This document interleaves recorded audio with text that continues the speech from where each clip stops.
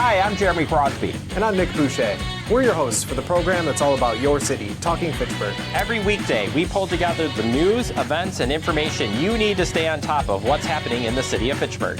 Find Talking Fitchburg on cable TV, Roku, Amazon Fire, Apple TV, and our live stream on the web. Plus, you can find all our headlines and stories on Facebook, YouTube, and our video on demand service. This is your city. Keep up with Talking Fitchburg and the issues affecting you and your neighbors. Want to know what's happening in your city? Get Notify Me messages from the City of Fitchburg. Visit fitchburgwi.gov on your computer or mobile device and select the big Notify Me button on the left. Enter your email and/or phone number, whichever is best for you to get notifications.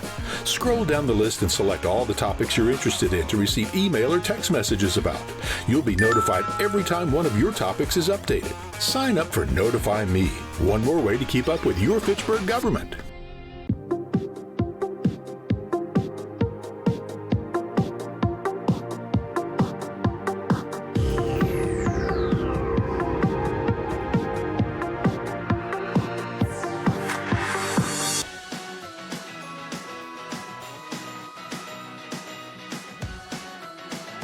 It is 5:32 on September 30th. I'm calling to order this special finance meeting so we can discuss our budget. With me here is my fellow member of the Finance Committee, Micah. However, our chair, Gabriela Gerhardt, is on vacation today. First order of business here is public appearances for non-agenda items. I don't believe we have anybody in chambers or online, so we can move ahead to agenda item 3, department presentations, 2026 budget presentation. Introduction by Mayor Julia Arata-Frata. Oh, I go first? Well, yeah, okay. Yeah. Okay, good evening, everyone. Thank you for inviting me to this presentation to present my proposed 2026 budget. First, I want to say thank you to everyone who participated in putting together this budget, especially, all the head of the department, finance director, Mr. Dodge, city administrator, Chad Brecklin, I forgot your name, and our deputy city administrator, Adam. So this was a team effort, and I think I'm going to go through an overview of what are my priorities and what this budget represents. So the proposed 2026 budget demonstrates the opportunity and challenges we face: increased demand for services, higher expectation from residents, and a state levy limit that restricts how much new revenue cities like ours can generate, even as costs continue to rise. Rising staff health insurance premium, higher construction costs, and other inflationary pressure have made this year's budget especially difficult. This forces us to make tough decisions, but they also encourage us to be more innovative, efficient, and strategic in how we allocate every dollar. My proposed 2026 budget is about balance. It balances the needs of a growing city with the reality of state-imposed limits and rising costs. It reflects my ongoing commitment to fiscal responsibility while providing valuable services and improvement to our city. It invests in public safety, public transit, housing, and our employees, while maintaining affordability for taxpayers. Most importantly, it looks ahead, ensuring that Fitchburg stays strong, safe, and welcoming for everyone who calls it home. So here in this slide, what we have is, when we start putting together this budget, we look at what are the new fundings available, or the new revenues. So as we know, our net new construction levy limit for this budget was 2.589%. That equals an increase of additional funding for levy on $692,000. So we also, as you know, we will do the limit adjustment for Ficherona EMS is $231,000, plus the new revenue for the vehicle registration fee that we calculate that is going to be $1 million. So in summary, our new revenue for the 2026 budget is about $1.9 million. But also we look at what are the major increases funded by property taxes. So as we know, because we approved the new police facility building, it's going to cost the city almost $500,000 to operate annually. So we have $500,000 that is a new cost. We also decided with the vehicle registration fee, some of the money be allocated to enhance our public bus transportation, especially increase the frequencies and some expansion of Route 65 and 75. So that one is another $230,000. So here this is the status quo personnel increases. This one is like if we don't hire any staff, and we provide a 2% COLA, and we keep intact all the benefit, plus the increase on those benefits, is going to cost $900,000 to maintain the status quo of personnel. Then we have some increases in library fund, $65,000, and IT fund that you can ask those details to Misty, the $45,000. And the other thing is new staffing authorized, excluded the PD facility custodian. The custodian is going to be part of the $500,000. I'm going to show you what does it mean, this $101,000 in another slide. If we have a $101,000 additional, and then the adopted CIP levy funding, $60,000. So in total, we started with $1.984,000 in expenses. So we are already started with a deficit. Okay? Next one. So, this is what we work as a team to determine how to incorporate my priority for this budget and also maintaining the personnel benefit, 2% COLA, maintaining the services that we provide, and I think we were able to accommodate all of that. So I want to show you how. So I have 4 priorities for this proposed budget. One is investing in public safety. As I mentioned, we added the annual operational cost for the new police facility. 5:38 p.m. Oh, sorry. Increase the fire department pay-on-call wages. As you know, our pay-on-call wages, when I put together my 2024 budget, we increased it from $9 to $12 an hour, and now we were able to increase it to $15. We did a reclassification of one firefighter to a lieutenant and add peak time ambulance coverage. So Ficherona EMS call volume continued to increase and an outstanding level. So one way to face in need for additional full-time ambulance is to provide a peak time ambulance during certain days of the week. So what we are doing is increasing hour of existing part-time staff. We are not hiring new staff, okay? My other priority is improving the quality of life for all. That one is increasing the public transportation, improving the frequency and the routes, invest in workforce affordable housing initiative. As you know, included in my proposed budget are various initiatives aimed at promoting affordable housing and increasing the housing stock. These initiatives include the continuation of the Rental Rehabilitation Efficiency Navigator Program, additional investment in workforce housing initiatives through deferred loans, the development of a new down payment assistance program, and an emergency housing fund for senior homeowners, and also an increased investment in land banking and acquisition. So these initiatives are funded through the City Affordable Housing Fund, not to the property tax levy.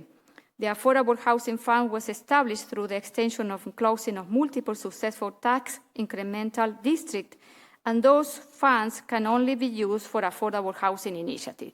What we're trying to do here with this is, we know that we had $10 million in that fund, and through the budget process, I want to propose you how to use those $10 million, in which bucket categories but we can put those one, and you can see in the budget and the economic development and housing is the detail on how those buckets are going to be allocated. So this is what we're trying to do here through this process, to make it more formal. And also maintaining the H&I grant funding levels. As you know, we usually have $50,000 per year. I was able to increase $50,000 more from TID closure. My idea is in the future to continue to fund in the next 6 years this program with additional $50,000, and this is something that is another amendment to the budget that is going to come eventually. Next one. Supporting our employees, since most of our department are understaffed, my priority is to retain and support our employees 100%. They are the backbone of our city operation, and investing in the well-being and stability is essential to delivering the quality service our residents expect. As you know, we are a service organization, so and we need to provide the quality of services. And as you know, and how we're going to do it, I firmly believe that supporting our employees, providing a 2% COLA increase in their salary, keep all the personnel benefit intact, health insurance, dental, retirement. And something new that I'm adding in this budget is add another paid week of parental leave. When I became mayor, my first budget, I added 2 weeks of pay parental, 2 weeks of pay week of parental leave, and now I am adding another one. So, and my last is ensuring our city taxes deliver high value to our residents. We are trying to maintain that, that our keep are manageable, low, and this proposed budget tax levy increases only 2.46%. Okay, next one. So when I mentioned what are the authorized staffing expenditure for that makes the $181,000. So what we are adding here is adding a 1 week of parental leave will cost $10,000. The other thing that we are doing in 2026 is we are adding another polling station.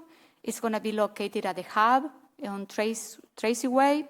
So we have some additional cost for that.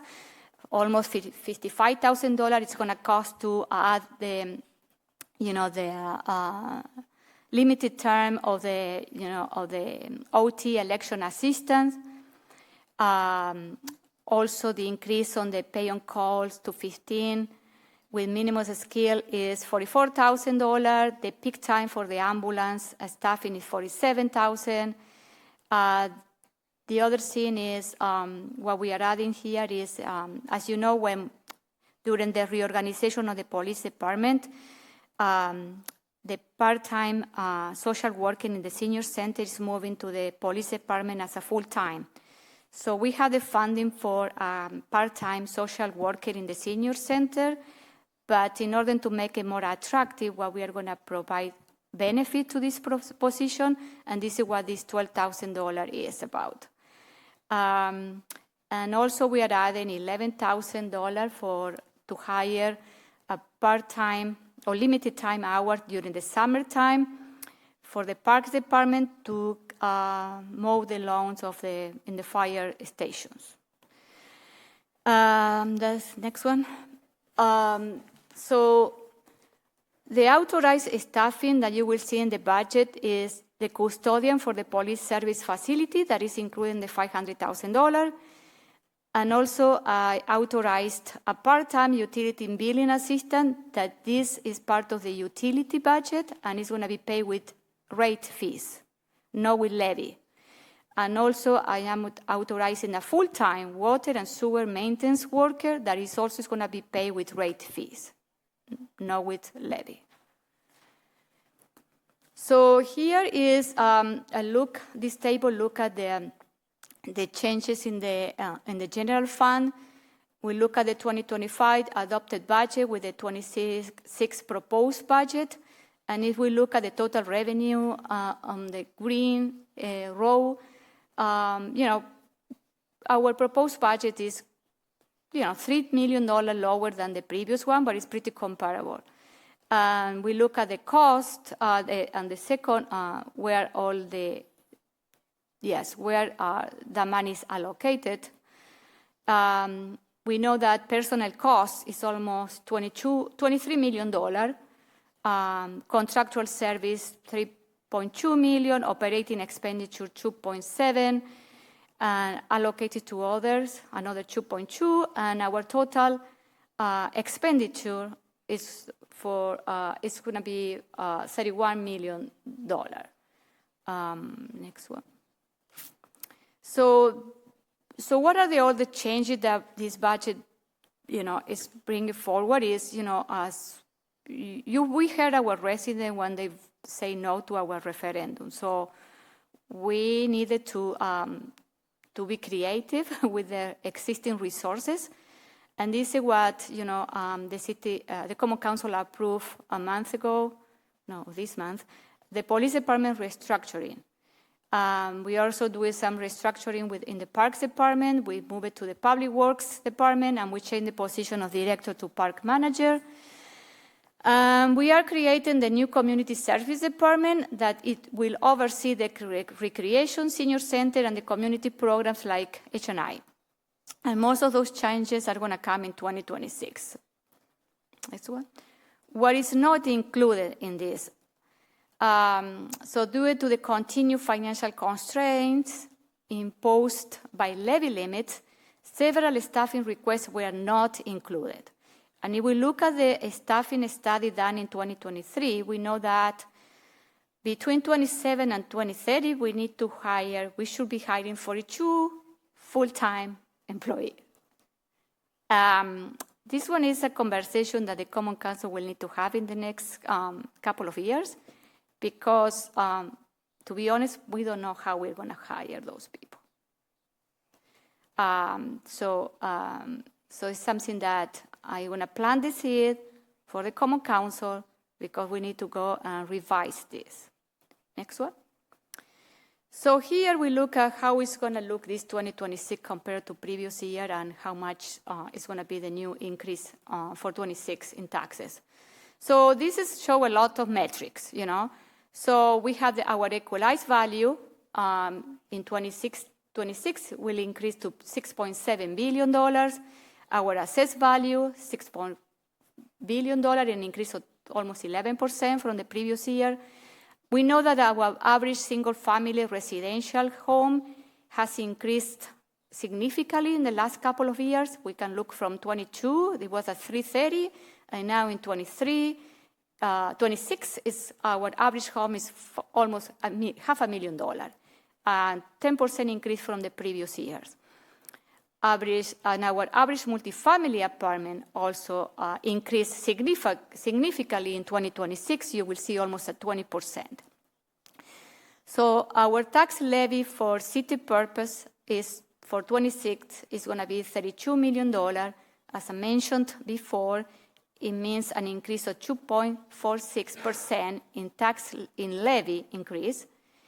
And if we look at our tax rate per 1,000, we'll see that our tax rate has been decreasing significantly in the last couple of years. So in 2022, it was 7.93, and in 2026, it's 5.42. It's a decrease of almost 6% compared to the previous year. And our city pays on an average single family for 2026 is going to be around $2,737. That is an increase of $83 per year in a $500,000 home, and is equivalent at a 3.13% increase in taxes. This is comparable to inflation. We are not immune as inflation as a municipality, and I think a 3-point increase in taxes is very comparable with all the increases that we are seeing in everything. Next one. And here in this one is how do I allocate that, that's $2,007, our city portion of taxes in an average home of $500,000, how we allocate the money in each service area. As you look at this, public safety take a big chunk of that, $2,700. Police, fire, mass transit, public work. So those one, and the library, the debt service. Debt service has decreased from last year. Capital project and the tax incremental district. Next one.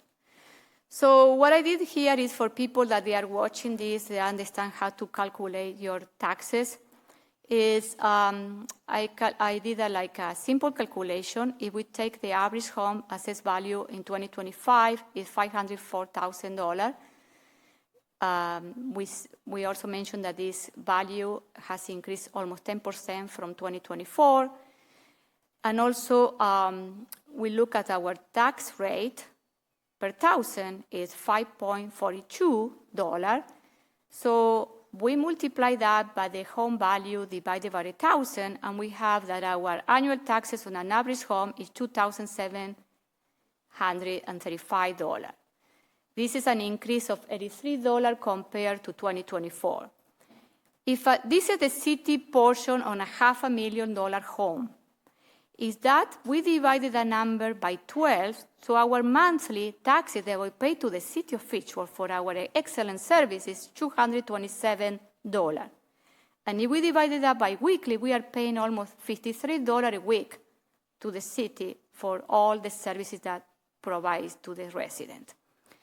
So as you look, the city taxes in 2025 was 3.35. This new budget brings 3.13, a reduction. And this is another calculation that I'm going to do with, this is a real house. I don't want to mention who house it is, but this is the home value of this property in 24. It was $480,000. And then the city tax it was paid, it was $2,740. This home value in 2025 was assessed and increased by $50,000. So the new value of this home is going to be $523,000. And the taxes for the 26 or 25 taxes is going to be $2,835. It's going to be a $94 increase in taxes when the property value of this home went up to $50,000. So this is a simple calculation for people to understand sometimes how assessed value or increasing home value relate to increases in taxes. This is an other graphic, a table, a graph for that shows the city taxes on an average home, as you see from 2010 to 2025. If we're looking at the last 5 years, we can see that it's steady. We don't see peaks. From where does the money come? This is a question that people ask all the time. Okay, so we know that from property taxes we got almost 69%. Okay, that's $32 million in property taxes, and then we get money from other entities. We have intergovernmental, the share revenue. We get money from fines and forfeit, license and permit, other taxes. Public charges for services. And the other question is, where does the money go? So we know that 72% goes to personnel, 10% to contract services, and 10% for operating costs, and the other one are allocated costs that Misty can explain where are those. And the expenditure by types is, so where are the service areas? And we know public safety take 41% of our budget. General government 13, debt service fund 13, and you can see the rest.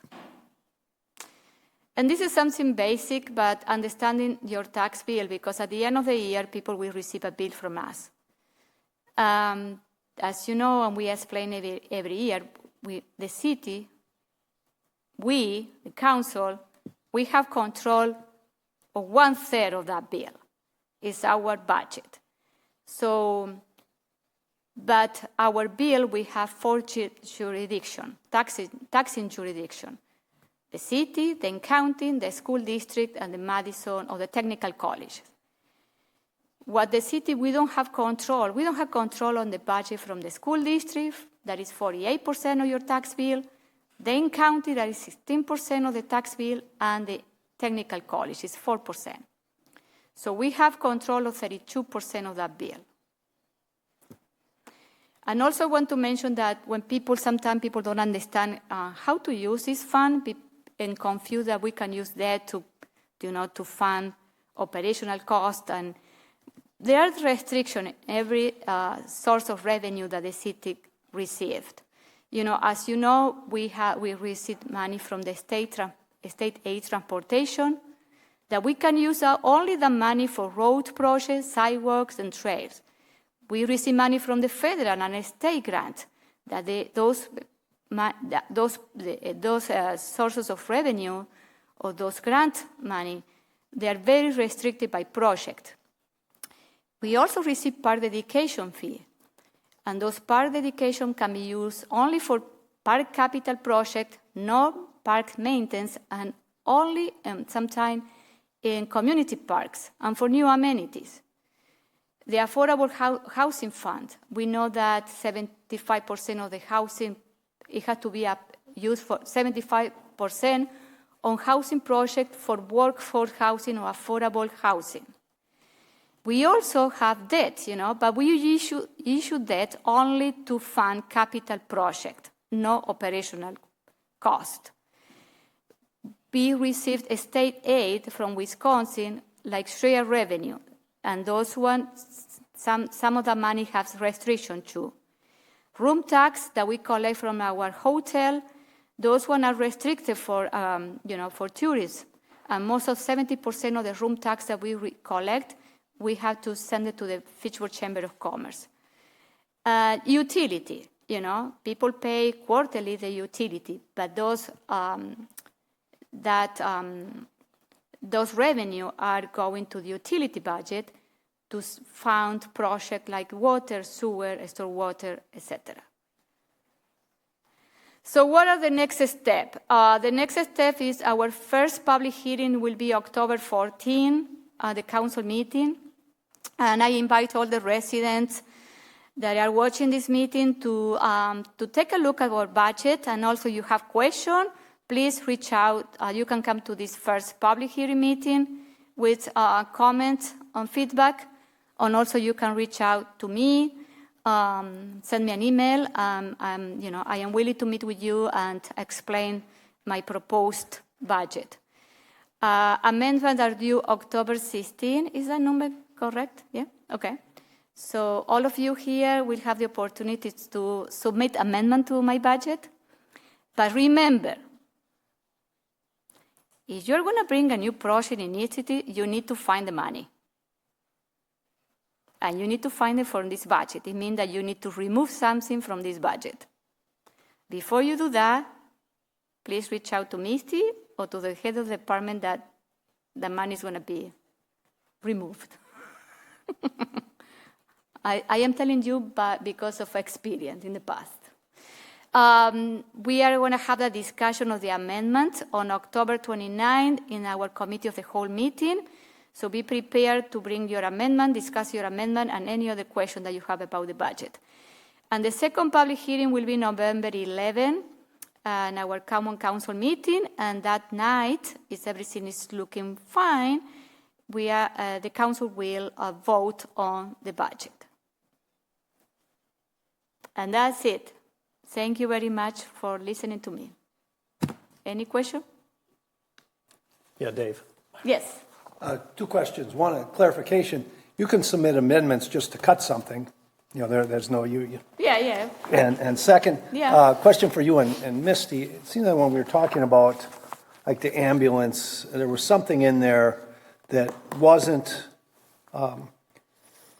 didn't fit under the levy limits.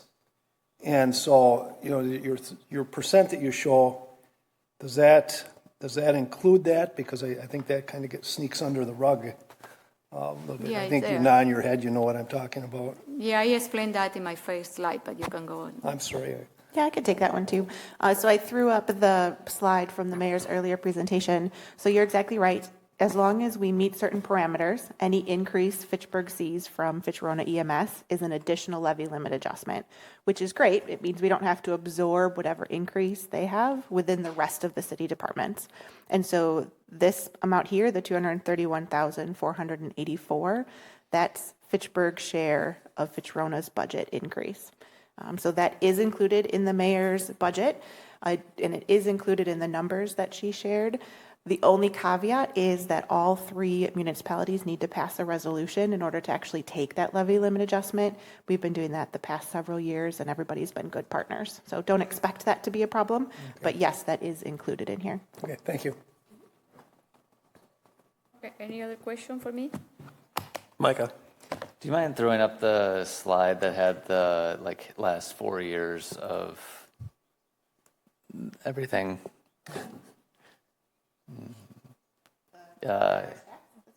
No, back a couple. No, one more. That one.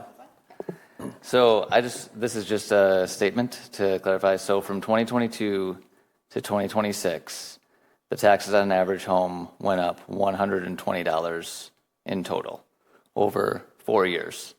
That is a 4.6% increase total over 4 years. I did a CPI calculation. CPI over that 4 years was 15%. Oh, my Lord. So that's just a statement, not a question. So, Okay, thanks. thank you. Thank you, Mike. Okay. Here none, I am leaving the post. Okay, moving on to the budget document logistics. Take it away, Misty. Thank you. So first I wanted to show everybody where the document is available. So it's out on the city's website. Easiest way to get there would be using the government tab, and then you go to the finance department. And then under financial records and reports, the annual budget is right here at the top. On this page, there's also our annual reports, our audits, all the other things, but the budget is here, the 2026 mayor's proposed budget. If you use that link, I find it easiest to download the document because then you can see all of the bookmarks that are available in here. The mayor's letter is a great place to start. It's a lot of what she talked about earlier. And then each one of the departments is available in here. You do have a different color for any time there's something kind of extra within that request so that you can point those out too. In other years, this document was set up in the organization of the meetings. Going forward, I'm just going to do it in alpha order because it makes it a lot easier. So we'll have to move around a little bit more during the presentations, but I'll be using the bookmarks to kind of go through, which works out pretty well. A couple other just points I want to make. So you saw this in the mayor's presentation as well, that there were some items and some numbers that were highlighted in purple. Those are estimates at this point. They're my best guess estimates. The big thing that is outstanding is the manufacturing assessment values. So the state does all of those valuations. They put out the equalized value, but then they adjust them based on our assessment ratio. And so we won't have that until November, but my estimate is included in here now, and I'm usually pretty close. So this should at least be in the ballpark for all the things that are highlighted purple, but because they aren't final, I wanted to flag that still. Other things to note, so levy limit calculation in the orange in the bottom right corner, you can see that we have $43 worth of levy limit capacity available. So just to reiterate the mayor's point that if there's new purchases you want to propose that are levy funded, there is not capacity within the levy limit, so you'll have to make adjustments kind of that way. And again, please reach out to myself, the administration, and the department heads just to kind of talk through things. Just make sure that the changes you're proposing are what you actually want to propose. You know, sometimes we have information that we should be able to, that we should share with you as you make these decisions. Expenditure restraint fund or expenditure restraint program is another aid program we talk about a lot in my other presentations. I'll say this continues to not be an issue for this budget. We had a large strategy built into the last couple of budgets, which we will not utilize in full because of the constraints of levy limits. And on top of that, when we do the omnibus amendment that I put together, I'll include a strategy again to make sure we hold on to that capacity. Caveat, of course, being that we are quickly not eligible for this program in the near future. As you saw, our tax rate has been declining relatively rapidly. Once it falls below $5, no matter what we spend and no matter what our strategies are, we won't be eligible anymore under the current rules. So there we do have a large amount of capacity, but it's just not an issue with this budget. The mayor talked about the new positions, so we will talk about those tonight for the departments that are discussing. There's also a summary on page 27. You can see in the blue part whether or not it was included in the mayor's budget for each particular request. And then there's a separate process for ladders and reclassifications. That's on page 32. And again, in the blue part, you can see which ones were included in the document. For tonight, what we're going to talk about. So we have a relatively stacked group of department heads to come talk with you. There's another group that'll happen tomorrow, so make sure you come back for that. We're going to focus on the 2025 accomplishments, the 2026 initiatives, any significant changes that may be from last year's budget to this proposal, and then if there were any staffing requests, they'll talk about those too. We don't intend to go line by line, other than if you have questions, it's fair game. So whatever questions you have, definitely feel free to throw those out. But as far as the presentation, that's the pieces that we'll focus on. And again, this is the information gathering stage. So the whole point of tonight is so that you guys all have the information that you need, so that you know what's included, your questions are answered, and you know what amendments you may want to push forward. So with that, I'll pause in case there's questions for me. Questions? Excellent. I have one question. Yeah, what's up? How does Fitchburg fare against all the other municipalities in the state of Wisconsin in our race to 5.0 mills? Yeah, so there's been a lot of communities that are falling below the 5 mills. So there has been some talk about working with the legislature to modify the program, but I'll say that hasn't gone anywhere. So I can name a handful of communities that I'm familiar with that have fallen below that threshold. So we're not unusual. The ones that are able to stay above are generally ones that have a referendum approved. If there are no other questions for Misty, I guess we can start with our department presentations. First up is legal with our city attorney Valerie Zisman.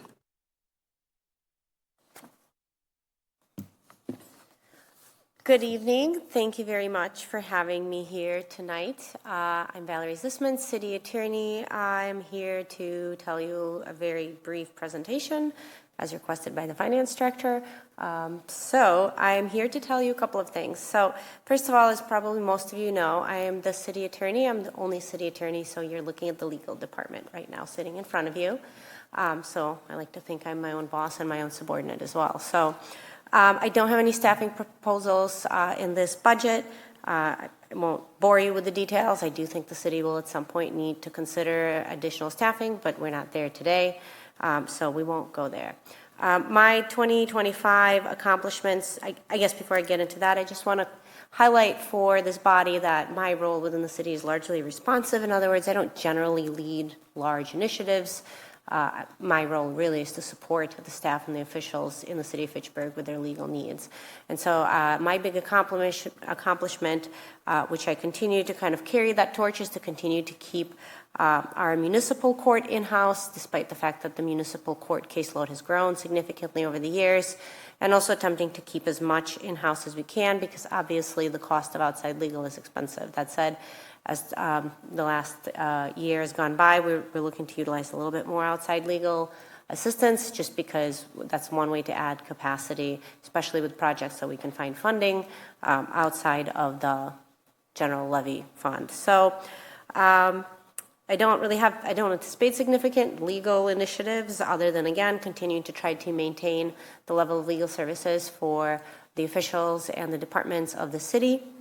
I do have a few budget changes, which is a little bit unusual for me. Usually I sit before you and tell you I don't really have any changes other than sort of inflationary and status quo things, but I'm adding a couple of things. First of all, I'm adding $3,000 for legal research subscription.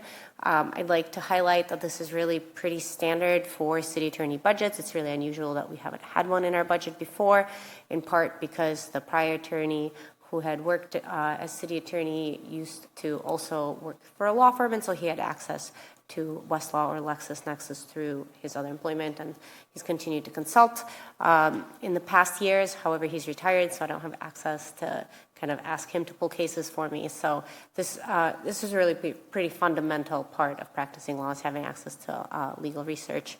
And so I would request that that be added to our budget for 2026.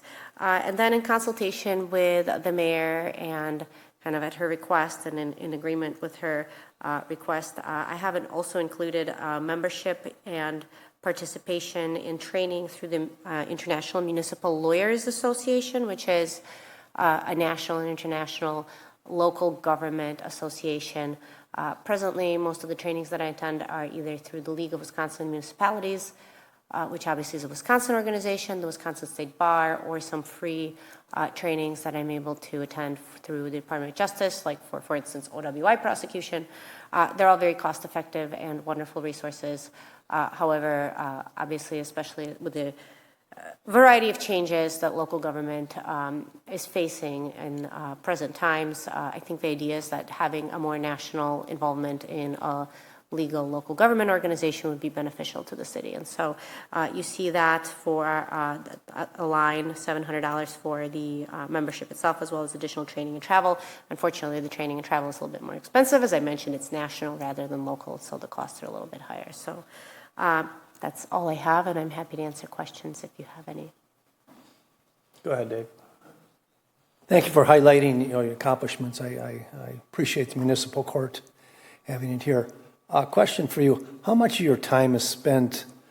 We typically hire consultants or other lawyers, but defending tax, challenges. It seems like that's a considerable amount of your time. Is it 10%, 50%? It seems like you work on that a lot, Valerie. Well, I touch that a lot, but I don't spend an extraordinary amount of time because we have outside legal counsel. And so my role in those types of cases is to effectively litigation management. So I'm the bridge between our outside legal and staff as well as the common counsel. So while I'm involved in that, the bulk of the heavy lifting is done by our outside legal. Okay, thank you. Absolutely. Donald? I was just going to say, Valerie, I think it was important with the two additions, the $700 and the $3,200. And I was just going to say, have you seen an uptick specifically in the city of Fitchburg related to issues of citizenship or things like that with some of the things that are going on around the country? Well, I don't personally get involved in kind of issues that you're referencing, but I do think that as those topics become kind of more germane, if you will, having some assistance from a national organization and getting a sense of how other municipalities are handling things would be useful. Gotcha. So like the training and everything is more of like listening, having an understanding, and if something happens, you know who to reach out to versus you specifically handling the matter. Correct. Gotcha. So, okay. Yes.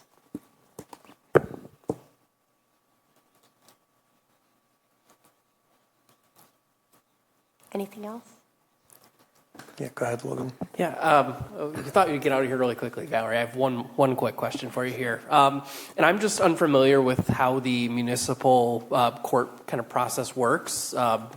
Could you give just kind of a quick overview of what that all entails?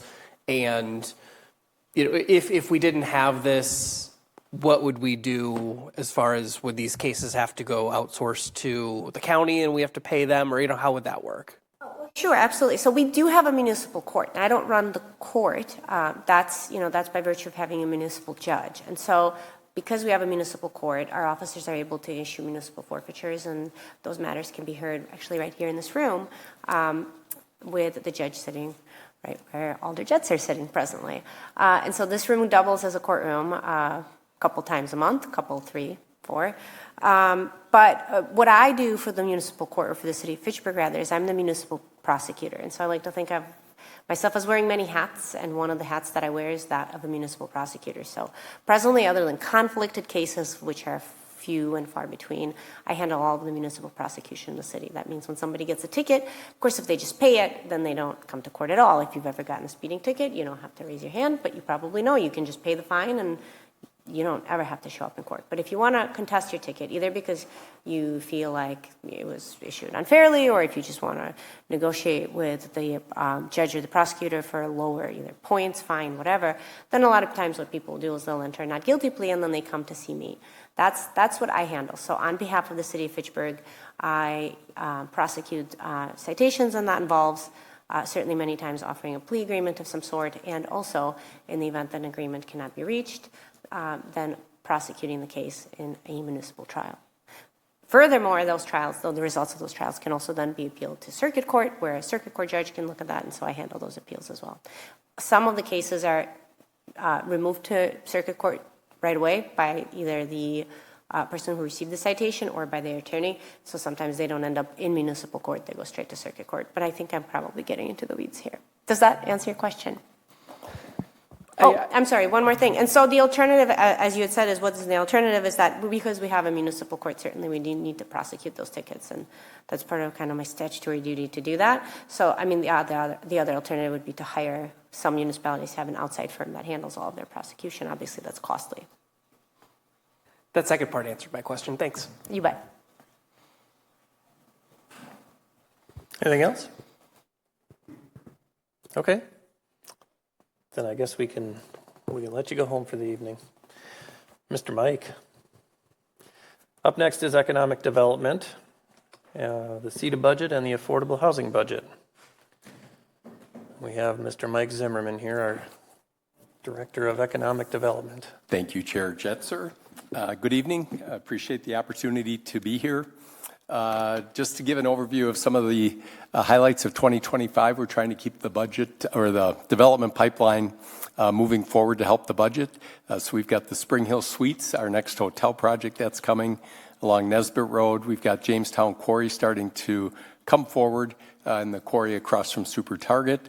Hartung Fields started off with a good start with the Juniper Apartments and 51 townhomes. And then mark your calendars for Thursday, October 30th.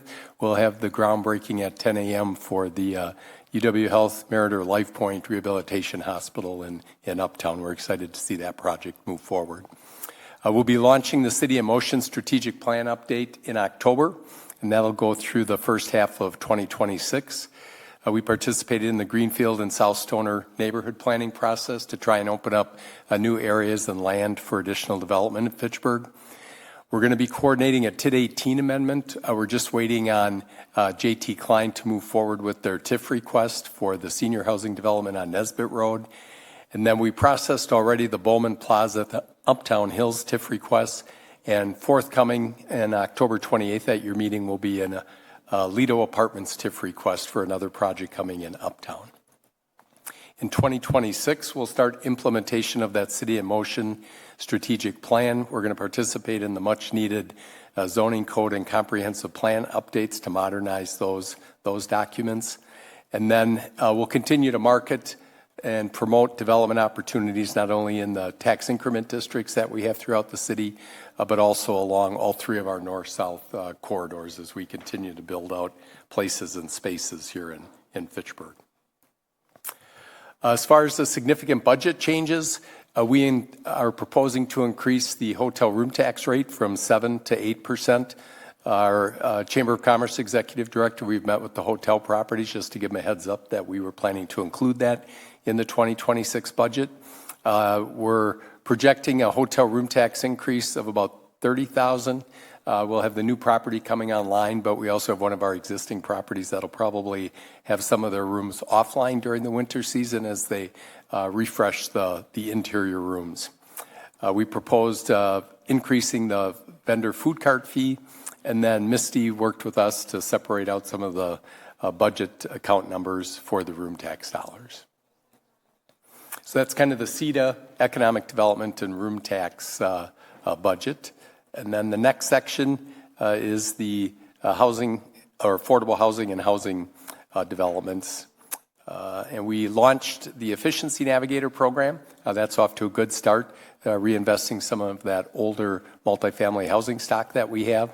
We're in the process of updating the 2019 housing plan. That'll be wrapping up the bulk of the work towards the end of this year, but then official approval and adoption will be in January of 2026. We did our first deferred loan through the LIHTC with that Uptown Hills townhome project with Sean O'Brien, Lane Manning at North Point Development, and then working with Axley, the legal counsel that helped us with that on the template for future deferred loan agreements. Now, we've been working on the due diligence for the idea of the workforce housing within market rate, where 10% of the units would be at 60% or less of Dane County median income residents and families. And hopefully with the Lido Apartments with Avante Properties, that'll be our pilot program that launches that program as well. And then Lorene has been working diligently with the city staff team on outreach and communication with the residents in the mobile home park. And then in 2026, the big budget changes are really what we discussed with you with the housing memo that we brought forward a couple of months ago, where we really identified the housing program categories and buckets. So the numbers in the budget reflect those buckets that we discussed with you. So we've got $1 million designated for the Rental Rehabilitation Efficiency Navigator program. And we're finishing the first round of those improvements, and then probably we'll be coming back for a second round of identifying property owners interested in that. We've got $1.5 million designated for the LIHTC programs if somebody, a developer, is working with getting WIDA tax credits. We've designated $2 million for land banking acquisition, and Lorene is working on doing some research and data gathering, and we'll be taking that information to the Housing Advisory Committee to their meeting in October to start to define what would be our program parameters for that. That might be an example of where we work on the acquisition side with a Habitat for Humanity or community land trust that maybe has gotten some dollars from Dane County, and we leverage our dollars with them for them to acquire some land in our community.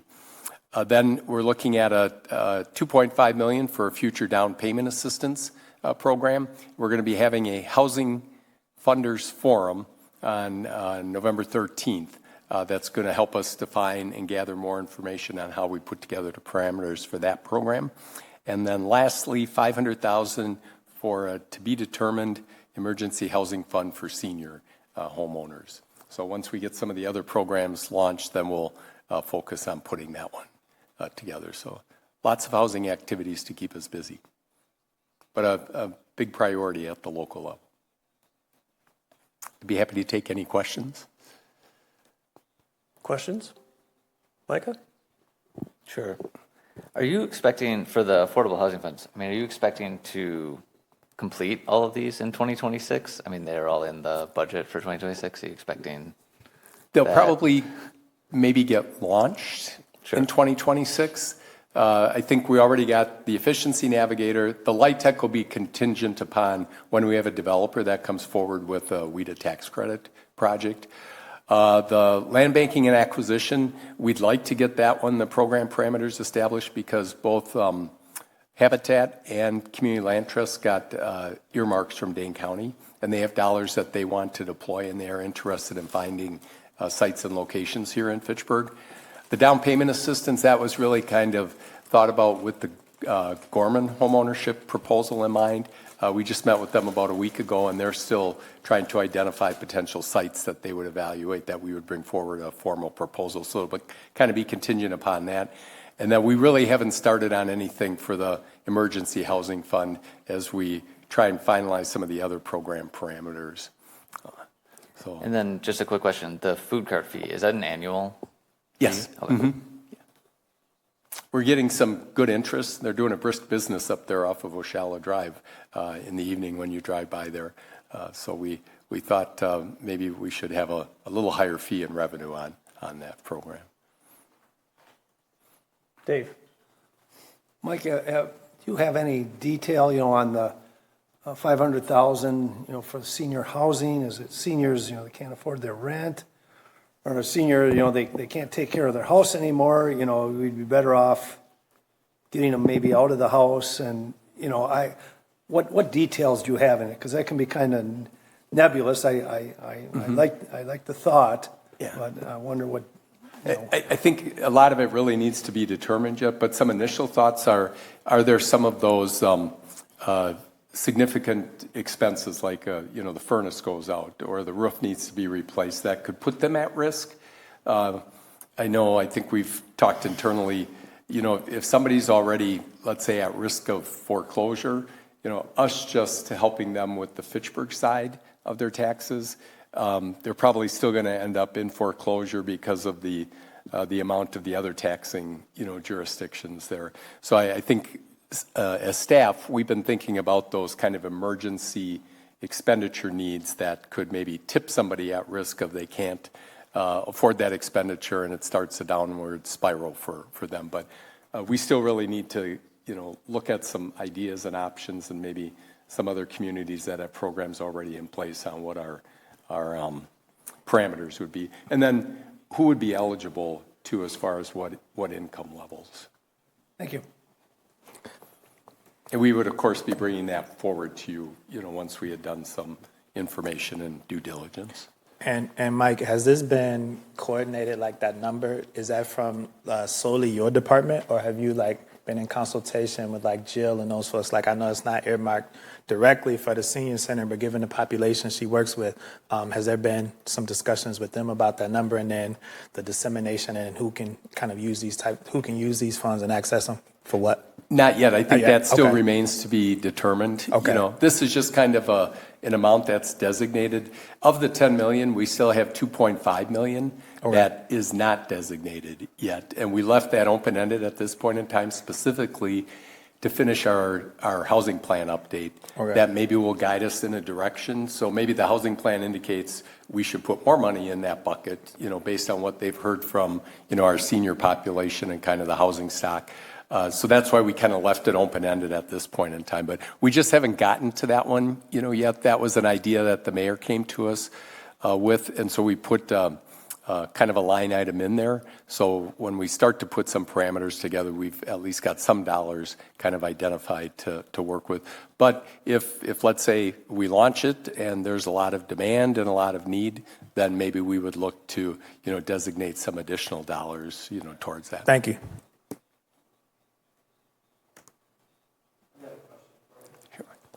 I've got a question for you, Mike. The hotel room tax increasing from 7 to 8, how does the 8% compare with other municipalities and the state and the nation? Yeah. I'll just cover the kind of surrounding municipalities, okay?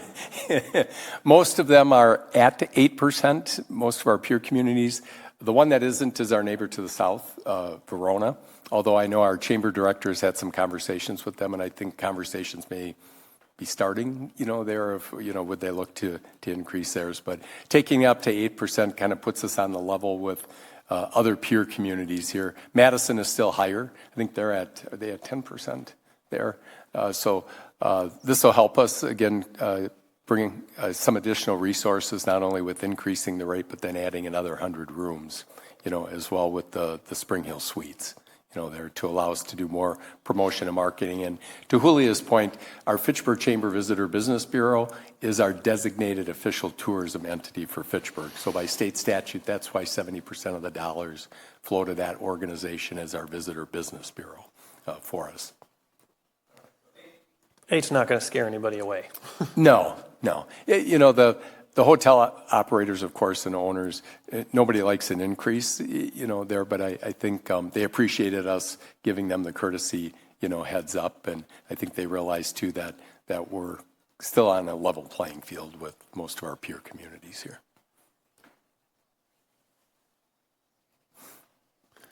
Okay.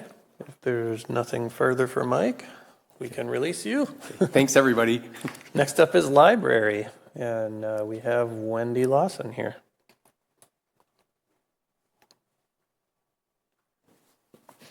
Hello again, everyone. Thanks for having me. Just want to start out, as we always do, talking about the library. We're a little bit of an odd duck compared to other city departments. We are our own fund, and we are beholden to Chapter 43, which means that once the budget is approved by the council, it is the library board's responsibility to oversee its expenditures. All right, looking at significant accomplishments in 25. We are just wrapping up a redesign of the second floor. If you haven't been up there, I recommend you go. We did get rid of the technology center. We did not get rid of the computers. We just moved them out onto the floor. And we turned that into kind of a second living room area. So we've got some comfortable armchairs. We've got some study spaces. We have 8 new fantastic study pods that are a little desk and a seat, and it makes you feel like you're in kind of a private area when you're not. So we can't add more study rooms, but we need them. So it's kind of a way to do that. We've added several new collections. We have added a puzzle collection, which has been going gangbusters.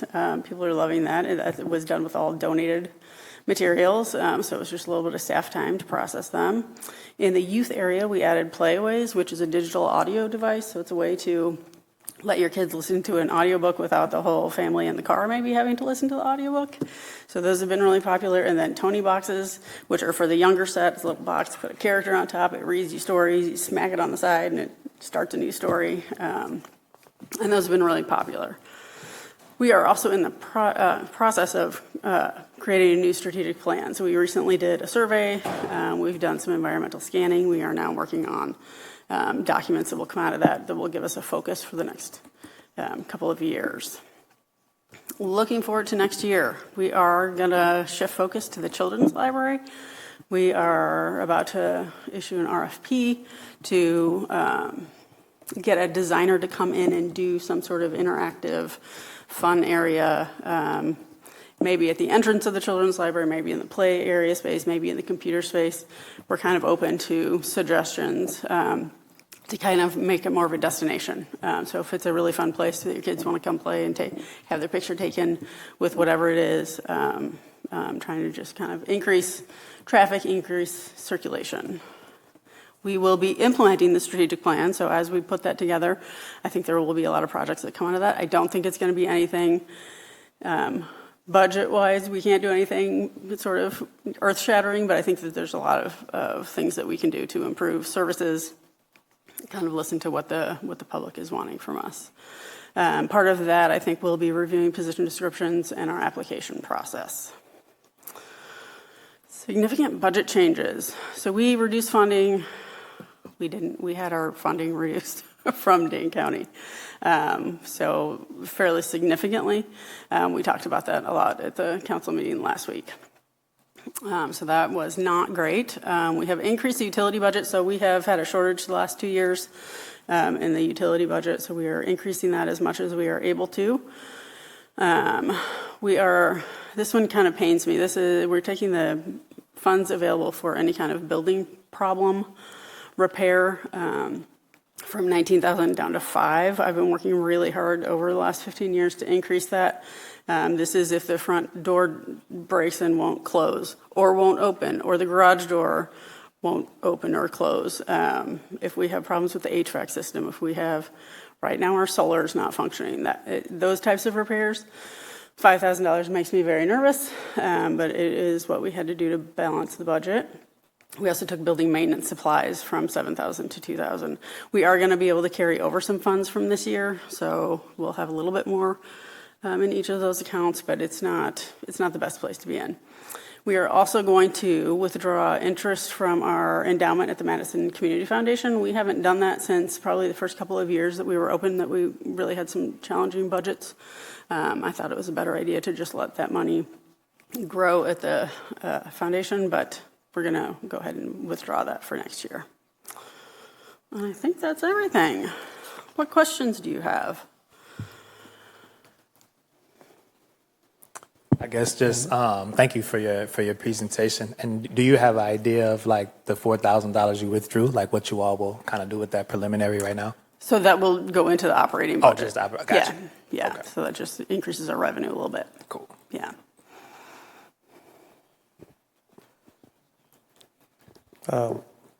Okay, Logan and then Micah. Mine's very. Yeah. I'll be very quick. Wendy, when we take $4,000 out of the Community Foundation endowment as proposed here, how much is left in there? I believe our balance is about 90,000. Yeah, it's not enormous, but okay. Thank you. Mm-hmm.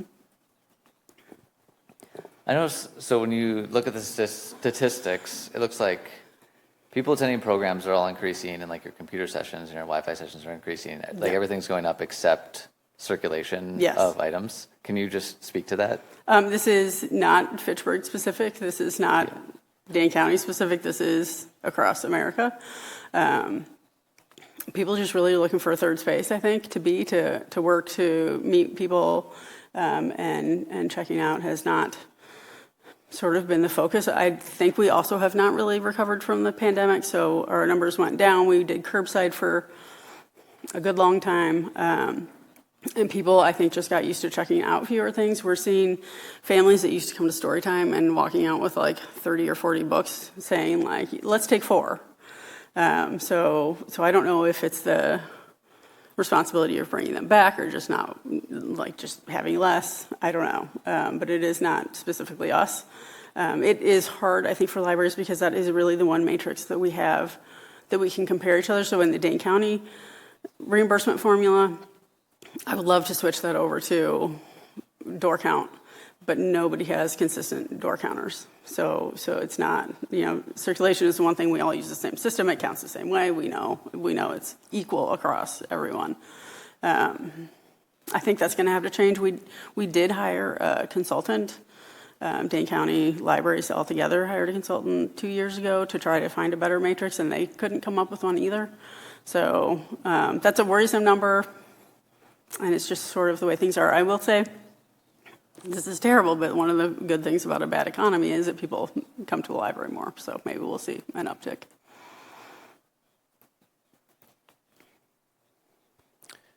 Other questions for Wendy?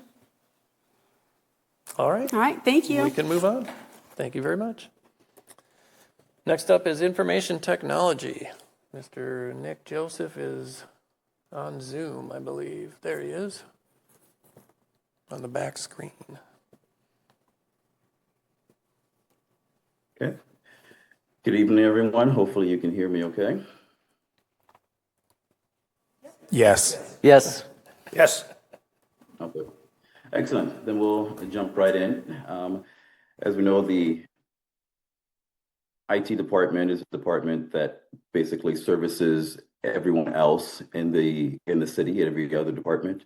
And for the year of 2025, the items that we have been working on are implementing a security audit software, which was driven through by a more of a policy decision by a standard that we need to follow, as well as implementing a digital signage software that is also still in progress.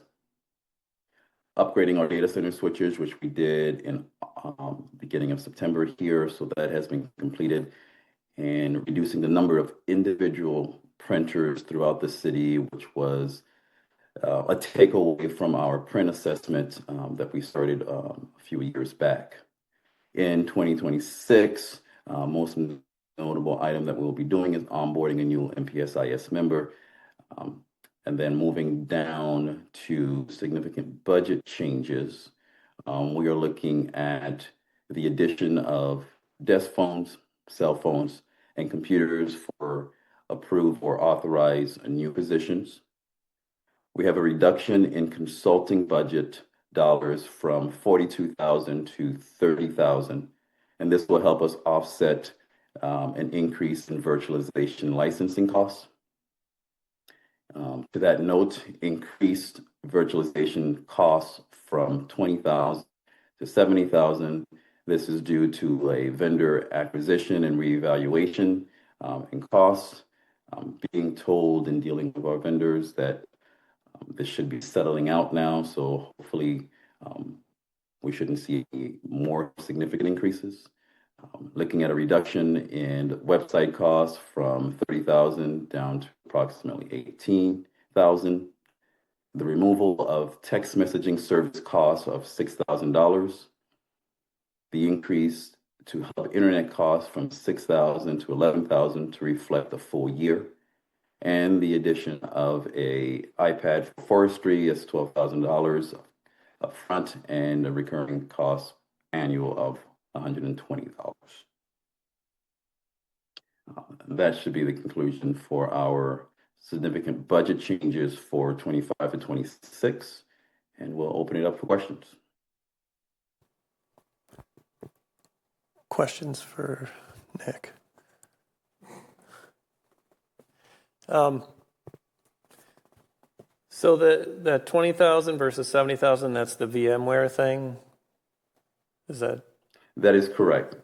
That boils back down to VMware's acquisition by Broadcom, in which they did exponentially reevaluate that software, and we were able to, through negotiations, to get a pretty decent price this year. However, those are not guaranteed, so this is in preparation to that, and hopefully next year, either through a multi-year contract or hopefully they have settled through, we should be able, or we're hoping to, that pricing has settled down again.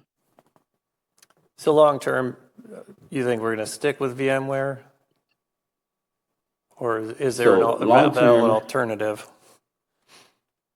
So there are alternatives. We have looked at a number of alternatives. What happens is when, if you would, a major fish kind of reevaluates, everyone else takes the opportunity to reevaluate as well. So even though they are not as high as VMware any longer, or not any longer, they're not as high as VMware, they're not that far off. So then what we're trying to do is try to balance the costs or the soft costs of retooling and re-educating our staff to move to a new platform. And we're still having those discussions actively. So if we get to the point where, in essence, the costs or the return on investment isn't viable, then we will retool. Those are the discussions that we are having, and we have looked at other products.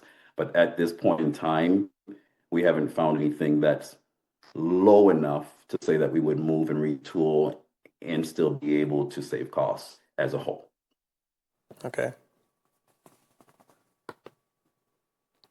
Anything else for Nick? Go ahead.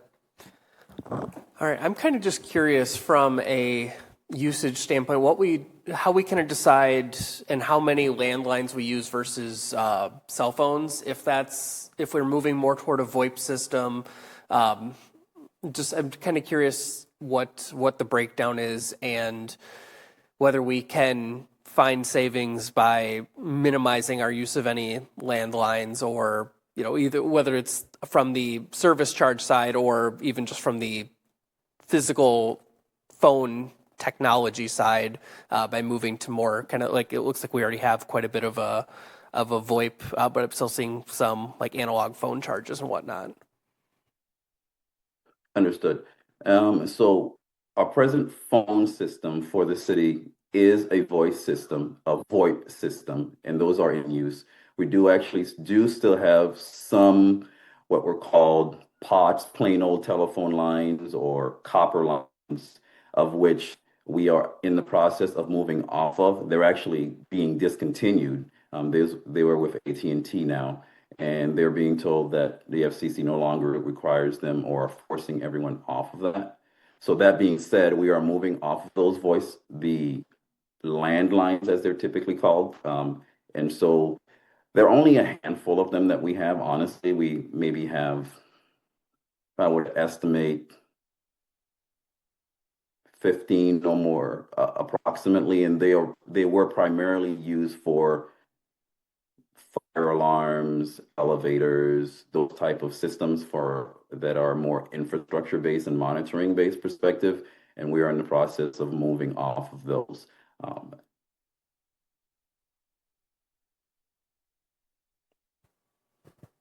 Okay. Anything else? Otherwise, we can move on. Thank you, Mr. Nick. And next up is Fire Department. We've got Chief Sarver here.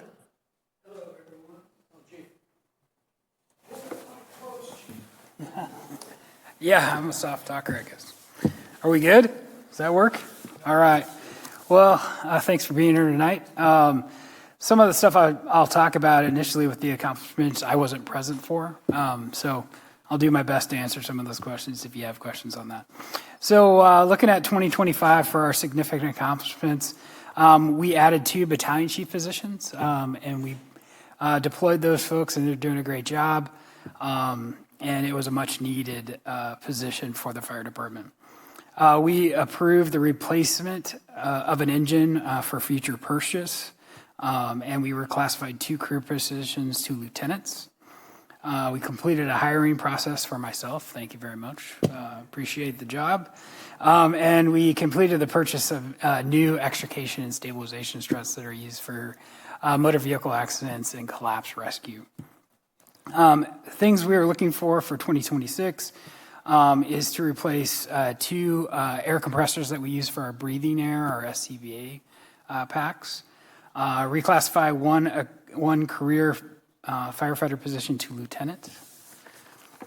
And then looking at significant budget changes from 25 to 26, we're increasing the fireworks display fee from $180 to $200. We're increasing the vehicle maintenance budget from $50,000 to $60,000 based on experience costs that we have. We added $9,270 to service some analog tactical radio systems. That was a new addition to the budget. That it is not a new cost that we've had. We have seen an increase in our Dane County Communications costs, which is what they determine and tell us what it's going to, from $133,000 to $146,000. And then we also included or proposed for next year reclassifying another firefighter to lieutenant.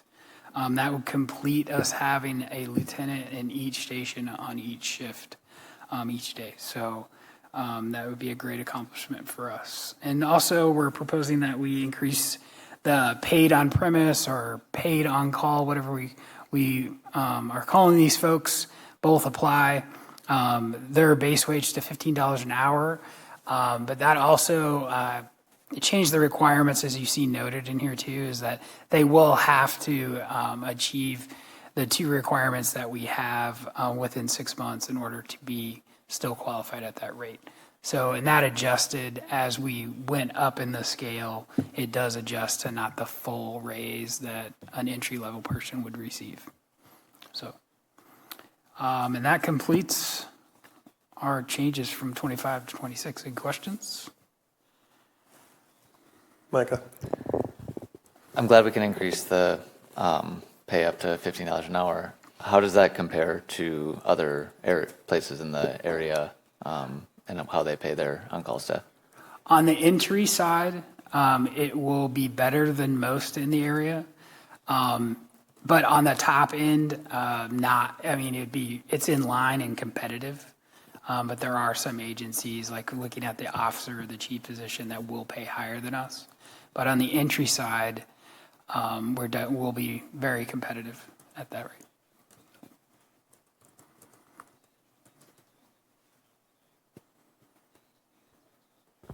Okay.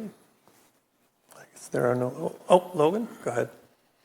I'm late on the draw here lately tonight, so apologies for kind of thinking you get out here with only one question. I'll keep it short with this one too. You said that, if I heard you correctly, that when we're increasing the paid on-call wage to $15 an hour, there's an additional couple standards they have to meet within 6 months. If they don't, do they stay at the same pay rate as they currently are, or is it they're no longer qualified or eligible to serve in this way, and then do we worry about kind of losing folks who are in that position already? So when we actually advertise as a requirement to have those 2 certifications. One of the things that's been done in the past, not since I've been here, is what's called a sponsorship, meaning we take somebody that has little or no training, and we work with them and sponsor them through training classes to get to that level. So we are looking at that in the future, but usually we don't encounter people that don't have those certifications. But we definitely want to leave that open because I think it's a great opportunity for the community to take folks that are interested and bring them up. And we do still rely on people coming in for larger incidents from their homes. We can't do it all with the personnel we just have in the station. So if we can recruit from the community, that would help us operationally. So definitely something we want to still consider.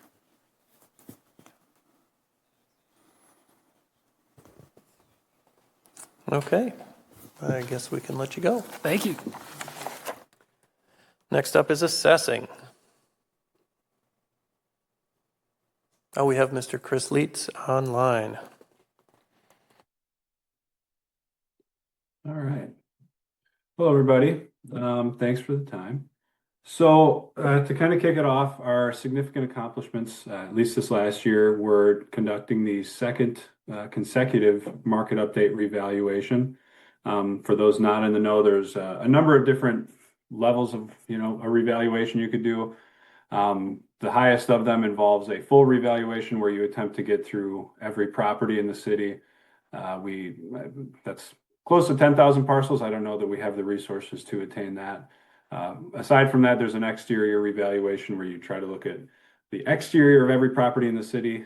Similarly, even with the staff of 5, that's a pretty monumental task. So what we've done and what most municipalities do is an interim market update revaluation where you really go through kind of the standard changes of properties, which are going to be for permits, sales, that sort of thing, new construction, if there's any kind of damages or whatever. And then you really look at the city, through a mass appraisal lens where you're going to apply kind of market adjustments to various neighborhoods based on the sales. So we did that. We did one in 2024, as you may remember. So that's a pretty big task. Let's see here. So as part of that, also, we reviewed basically the entire southern half of the city at the very least, or attempted to. And there's a lot of parcels that we have not been to in over 5 years down in that half of the city. So this year and going forward, we're continuing to add in section by section of the city. So it's a pretty big undertaking. Hats off to my team. They did a great job and took on a little bit more work than maybe I initially anticipated, but they got it done. So kudos to them.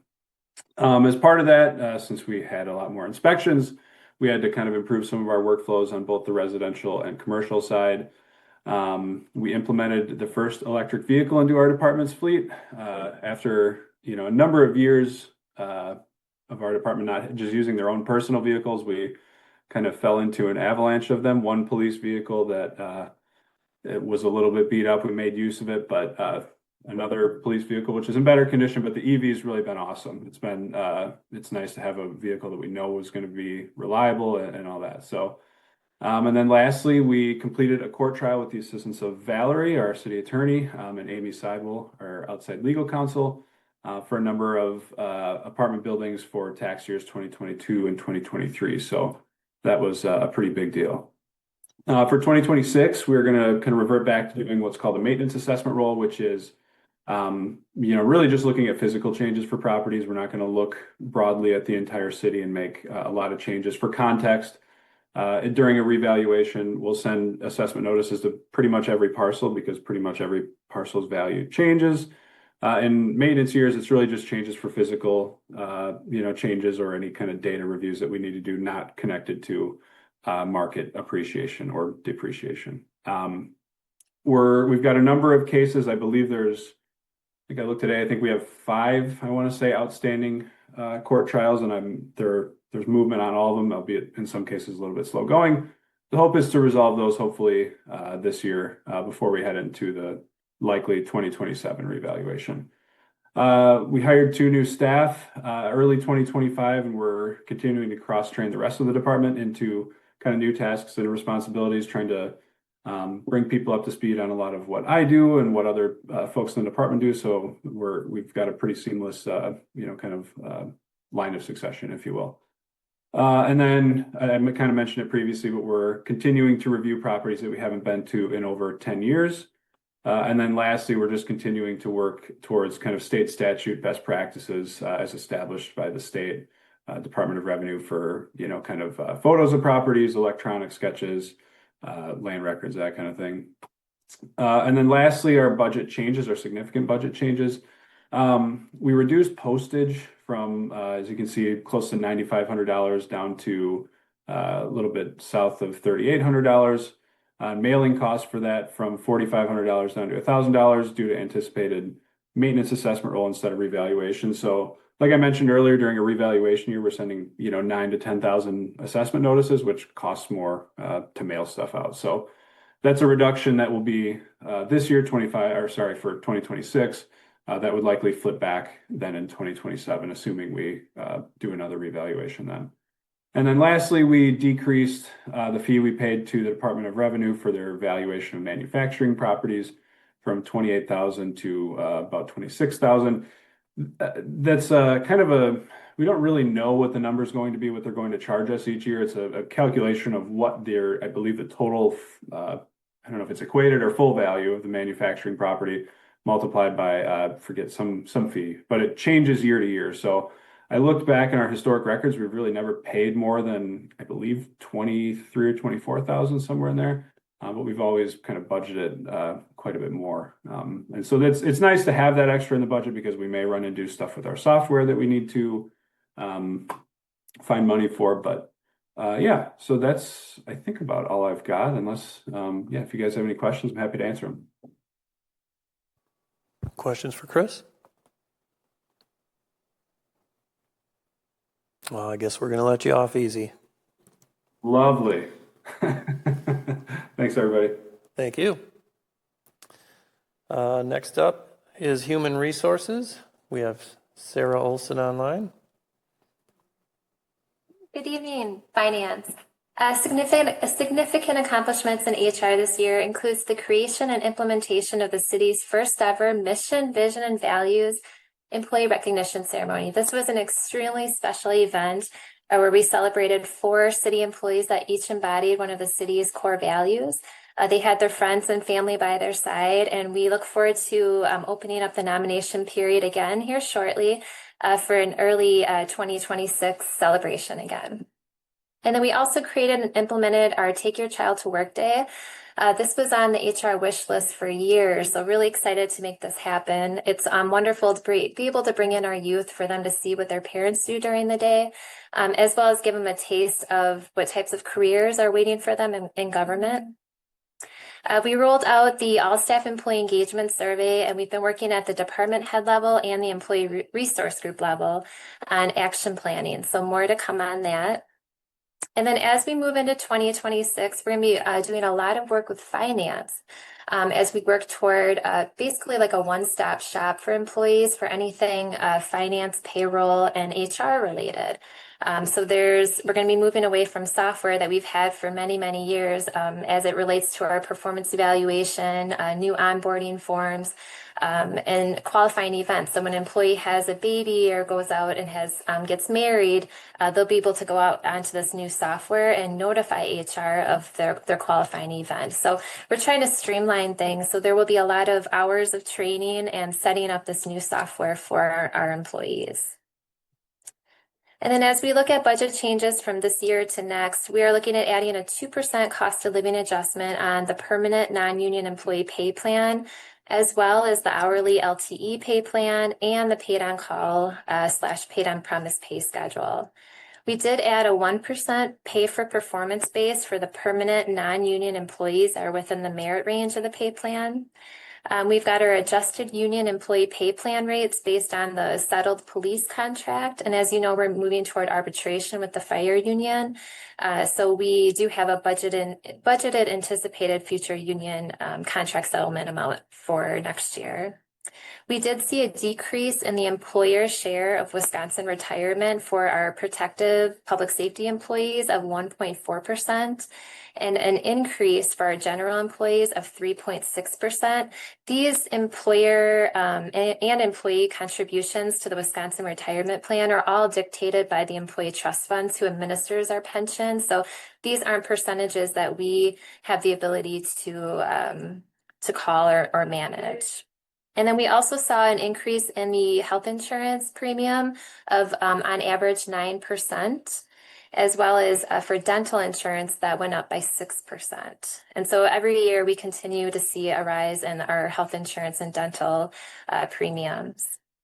We added 1,600 in per diems for the new Community Equity Advisory Committee members, the brand new finalized team that was just approved this year. And then lastly, we're looking to add $1,000 for a city membership to GARE, which is also known as Government Alliance on Race and Equity. They've got some amazing equity tools in there. And we can do a lot of networking. This is for all city employees. So a city membership is available for everyone that works for the city. So really excited to be able to access some of their equity tools. I've used a couple of them when I worked for the city of Madison, and then we did use a few of them here at Fitchburg already. The equitable hiring tool is an example of one. So these are tools that really work. So really excited for this in the budget. And that is the HR budget. Happy to answer any questions that you may have. Sarah, do you want to talk briefly about your 2 staffing requests, even though they weren't included in the mayor's budget? Absolutely. So I put in for next year a intern.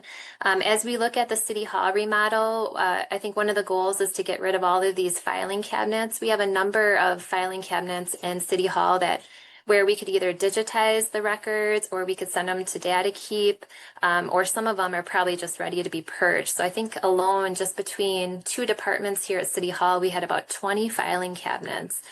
So if we could have an intern help us out and either scan in documents or just help us get organized, that will help us when we go over to when we remodel after the police department is complete, so that we don't need as much room as we have right now. And then the second request was a reclassification of the shared administrative clerk. The shared admin is a position that is shared among all city departments. It's housed in HR, but Sarah Massemeyer, she helps a number of departments, clerks, finance, HR, because she's in the department. She's helped police, fire, planning, and zoning. The goal, though, Sarah has a little bit of an HR background. She has a bachelor's degree in communication, and she's pursuing schooling right now in HR. And she has been given some HR responsibilities, and it has really run with it. She's responsible for the success of youth government days this year. She helped with Take Your Child to Work Day. She's been running some recruitments, but I can't give her anything beyond a few projects here and there, just because of where her classification is. It really doesn't, it's not an HR position. So my goal would be to reclass her to a HR assistant classification so that we could assign human resource work to her, and she could do that. Because right now she would be basically getting underpaid to do some of the things that we would be asking her to do on a permanent basis. So hopefully in the future, the Baker Tilly study did have their recommendation that we have at least a couple of full-time HR positions added to the HR department, but understanding budget constraints, I'll try every year if we can at least take the existing position that we have and make it a full-time HR position, that would help immensely.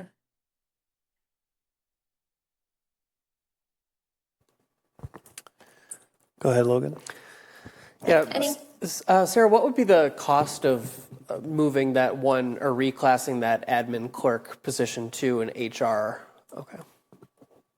So it's Yeah, that is a wonderful question. I think Misty might have that number handy. Oh, there it is. Is it the $3,827? Thank you, Misty. Thank you. Other questions for Sarah? Nope. I guess we can let you go. And next up is building inspection. Thank you. Have a good night.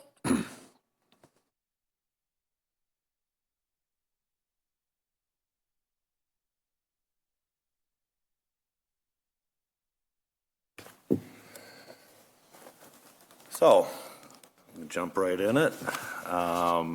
Start with our significant accomplishments. We declared Country View Mobile Home Park a chronic nuisance. And with part of that, we were able to raise 9 more vacant units out there that were owned by the park owner. That work is just wrapped up, and the restoration is pretty well done out there. As you can see, just driving around the city, we have a lot of multifamily and commercial building going. So we're knee deep in that daily. Like I said, approximately 500 units, going on last year that we were able to final and get occupancy for the owners and developers on those.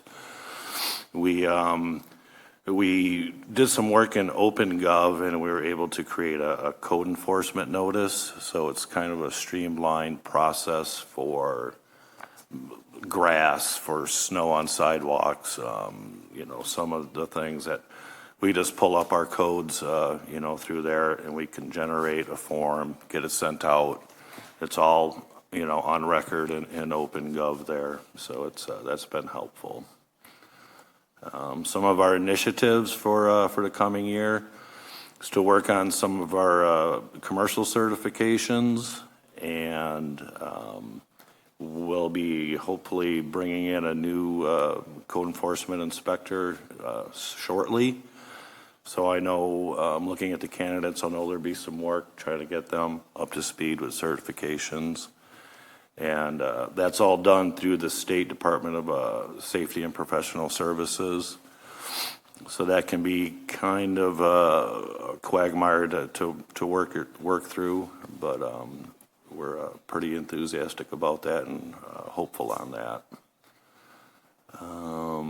Budget changes, you'll like this one. We did increase several fees across the board for both new construction and alterations and repairs. They're still in line with neighboring communities. There's nothing outstanding out there that'll shock people or builders. I actually added 2 new fees that were kind of getting away from us on some of the new construction, with regards to fire alarms and fire sprinklers. So that should be generating some new revenue for us. And then with the acquisition of an electric vehicle, we're able to knock $900 off of our fuel costs. So that's about all I got. Any questions? You guys are probably saying, who the heck is this guy sitting in front of us? Well, why don't you introduce yourself for the sake of... Okay, well, my name is Paul Scott. I'm the building inspection manager. I took over for John Crook, who was here for like 75 years, I believe. Is that what it ended up being by the time he left? So, but yeah, so I've been with the city. I started in 2012 with the city, moved into building inspection in 2014, and I've just worked my way up. So it's been a good second career so far. Let's keep it that way. Yeah, go ahead, Dave. Paul, I realize that we recently lost an employee that was very vital to keeping my neighborhood, District 1, clean.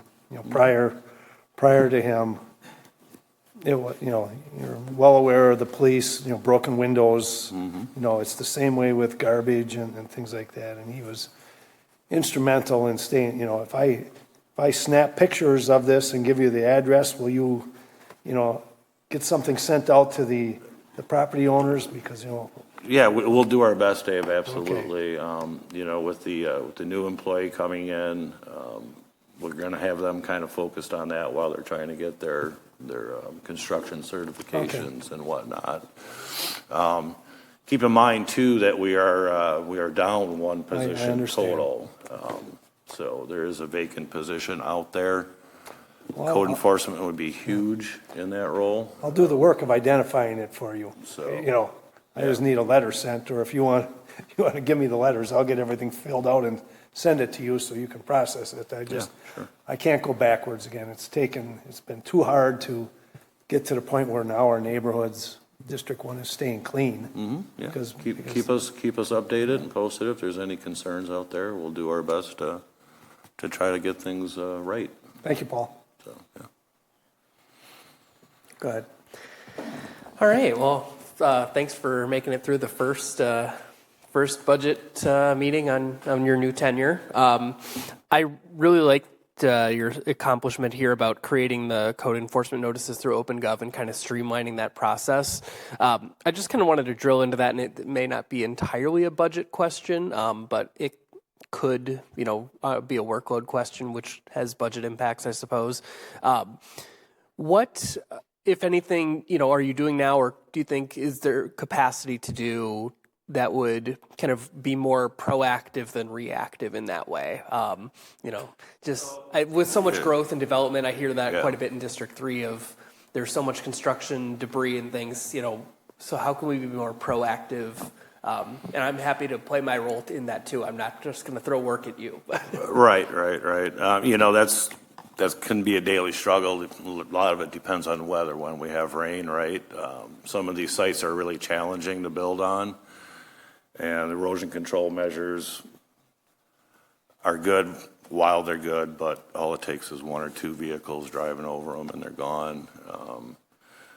So that's something we keep in mind, and as we drive through, we try to keep all that.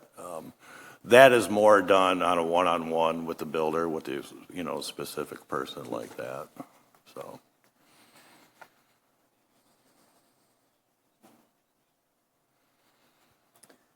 Any other questions for Paul? Okay.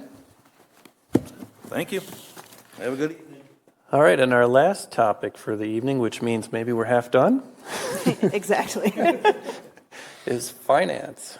And there's quite a list of line items here for Misty to go through. Yeah, so I am the last one, but I do have 6 sections. So we'll go one by one, and I'll pause kind of in between if there's questions on that, if that's okay, before we move on to the next one. So for Finance Department proper, I'll call it, we updated it and revised the city's financial policy guidelines and our investment policy so that we could meet the current best practices. We also researched options for the new timekeeping, payroll, HR, advanced scheduling provider. Sarah Olson kind of touched on that. At this point, we are still in contract negotiations with the selected provider, but our hope is that a very soon council meeting will get that contract referred out, and then we'd have to get onto the schedule in order to do implementation. So implementation will probably be in 2026.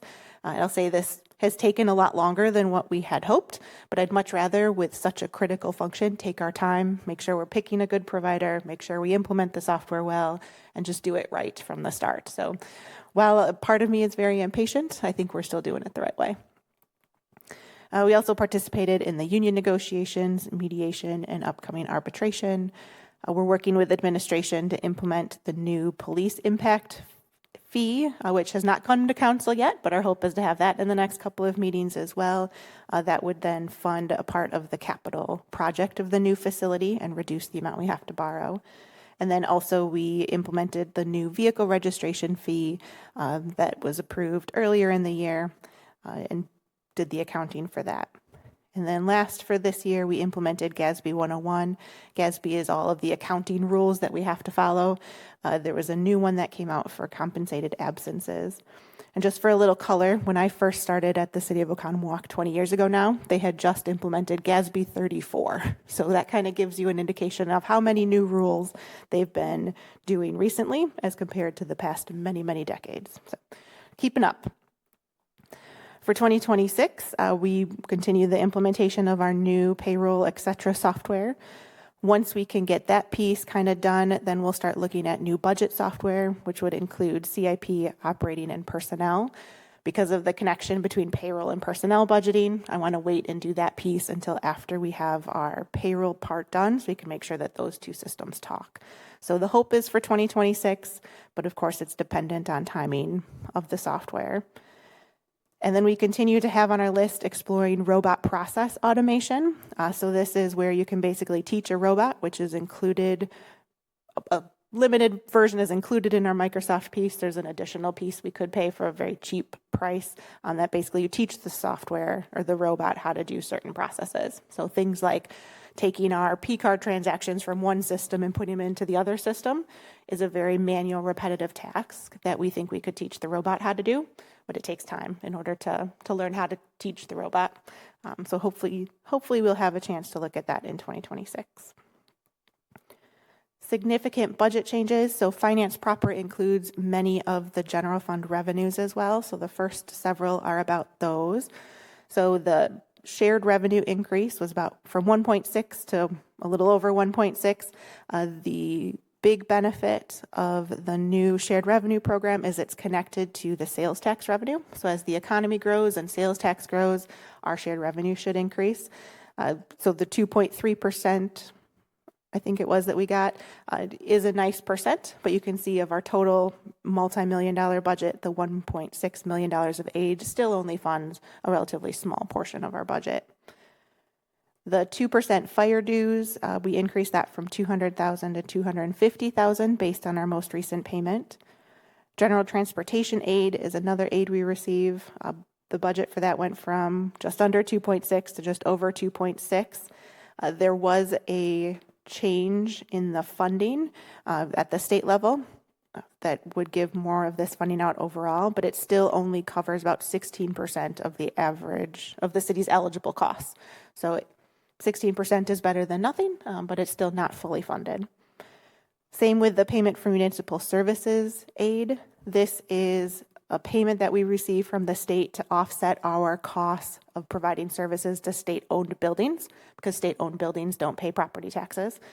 So that aid increased from $47,000 to $60,000, which is a nice bump. Again, a big increase in that total program from the state budget. But even with that increase, only about half of the intended costs are covered with the aid payment. So while there's definitely progress being made, the intention of the programs are not being met. Increase the audit costs based on our 3-year contract that we awarded by RFP in 2024. The dog and cat tags that people may remember doing at property tax time, that has all been moved to OpenGov. So all of the paper and the envelopes and all that stuff has been removed from the budget since it's all electronic now. And then we reclassified $175 from mileage to fuel. So the new general fleet vehicle that was purchased, my team in particular, we like to use that to go to conferences. So while we don't have to pay for mileage, we do pay for gas now. So it's just kind of a shift. And then our one new staffing request was for a utility billing assistant. This is a part-time position. We currently have a part-time position in that same role based on increases in the number of utility customers and the increased volume of customer service. Additional capacity there is really helpful. That employee is not interested in going full-time, so we're proposing a job share. So it'd be 2 part-time people that would coordinate. Is a lower cost, and then as the mayor mentioned, that's covered by the utility funding nearly completely. So I'll pause. Questions? Micah.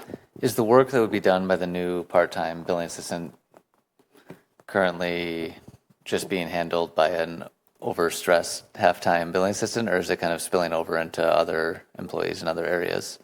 Yeah, great question. I'd say both. So the current part-time person is having to prioritize more than what we would like, right? There's things that we have to get done, so we do that first, and then things that we're not able to get done. But then it is also spilling onto the other team, which then have to prioritize their work too. Mm-hmm. Logan.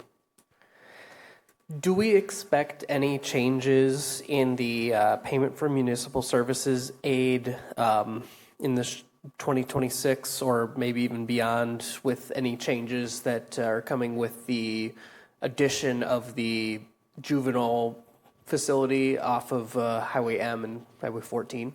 Yeah, so it is based on equalized value. So if their equalized value goes up because of an addition, yes, we'll get a little bit of that back. But you think of the whole building that we have there, and then it's also the fish hatchery on Fish Hatchery. Those 2 buildings are what makes up the bulk of that $60,000. So an additional amount would give us some additional revenue, but it's also additional services to provide. And then I guess with the facility he mentioned, and then of that revenue, we get half of what's there because because I looked, it was potentially like 100,000 square feet or something like that, and then it's split between us and Oregon. I guess I don't know that detail. I was just asking. Do you know, Chad? Is the new expansion split? I don't think it would be split because it'll be wholly contained within our jurisdictional boundaries. They are looking to get municipal water and sewer from the Village of Oregon. They have filed a request with the Oregon Village Board for those services, but I don't see those services affecting that aid payment.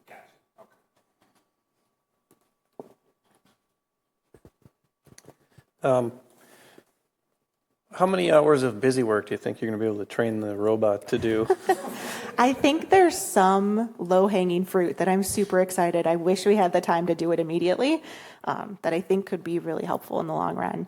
I don't think it's going to add up to hours upon hours, but I think there's some things that would just get that off the plate, but then also improve accuracy too, right? So as humans are doing it, there's just more opportunity for mistakes to happen.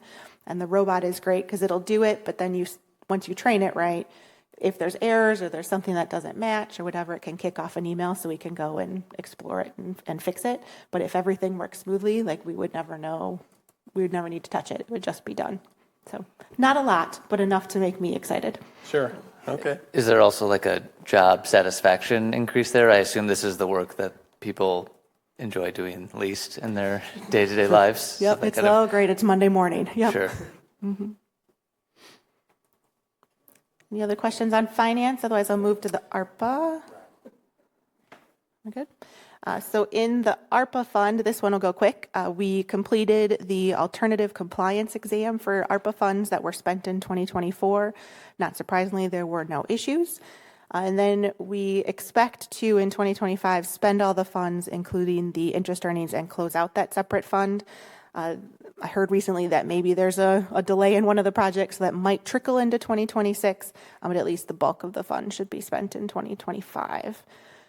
Then in 2026, we'll need to do another one of those alternative compliance exams. And again, don't expect problems. And then we would do the final project and close out of the grant. For significant changes, there's no budget for 2026 for this because everything had to be obligated or under contract by the end of 2024. And so then it's just the projects that are carrying over that we're continuing to finance. I'll pause. That's a quick one. Yeah. Go ahead. 206. Next one is the TID Closure Excess Increment Fund. So this is the fund the mayor referred to earlier that, well, no, it was a little bit different. So when we closed the TID, we created the Affordable Housing Fund, and then whatever money was left available at the end of the closure, we got our chunk of it, and then we shared the rest with the overlying jurisdictions. And so the money that the city of Fitchburg received, we put into this separate fund so that we could make sure it was used for one-time things. So for 2025, we completed the Tower Hill Shelter replacement with this money. We did the design for the Chicory Meadow Park tennis courts and basketball courts. We designed the Swan Creek tennis courts, completed the Greenfield and South Stoner Prairie neighborhood plans, purchased new body cameras for police officers, and are installing EV chargers and expanded the city's fleet. So a lot of these kind of one-time projects that is great to get off of the list and funded by this alternate method. For 2026, we expect to complete the Chicory Meadow Park and the Swan Creek Park tennis court replacements. We're working on a history wall here at City Hall. There's a resolution coming through currently. And then beginning the update of the comprehensive plan, zoning and sign code update, and the full ordinance review. So looking at changes, so this budget is a little unique because it's project-based, right? So there's not going to necessarily be trends from one year to the other. It'd be what projects were we going to do in one year versus what different projects are we going to do the next year. So certain projects that were delayed in prior years were put into this option or this budget. Then we added projects that were identified in the most recent version of the investment plan as the future year projects. We added any of projects that were included in the adopted CIP. And then on top of that, the additional changes that were made is we added another $125,000 for the comprehensive plan update based on the cost of the neighborhood plans that went through. We're realizing that the amount of funding expected was probably not going to be enough, so put a little bit more towards that. Added $100,000 for communication and outreach assistance for various projects, kind of as that assistance is needed. There was in the investment plan $25,000 to be used for university, which is a specific program through UW that I heard is actually maybe not happening anymore. So we just generalized that funding so that could be used for a partnership with any university program. And then there was originally planned to be $20,000 for a consultant to look at park and rides here in the city. That $20,000 was moved to the Vision Zero implementation CIP project. And then we retained the $50,000 in the CIP for solar, but we changed it from new solar to capital purchases relating to existing solar. And then that additional $50,000 that was originally planned for 2028 would be used for that as well. Reason for this change is staff has been looking at what other solar options might be feasible, and we're realizing that we're doing all the ones that make the most sense, but we are finding that things break. And so wanting to have money available to kind of maintain the solar that we currently have is what would be used for this money instead. That I'll pause again. Micah. So just to clarify numbers, so going into the year, there's 2.1 million in the fund. We're projecting to spend 1.3, leaving 0.8. Is that correct? So I have a reconciliation of it on page 210. So this would show kind of what's been authorized, what the funding has been available. There's been a lot of moving pieces with this one, so it's not exactly easy to follow, but there is about $175,000 available for additional appropriation. Okay. And just to clarify, we do not have a TID closure coming in for quite some time now, that correct? Yeah, 2034 probably is the next year. I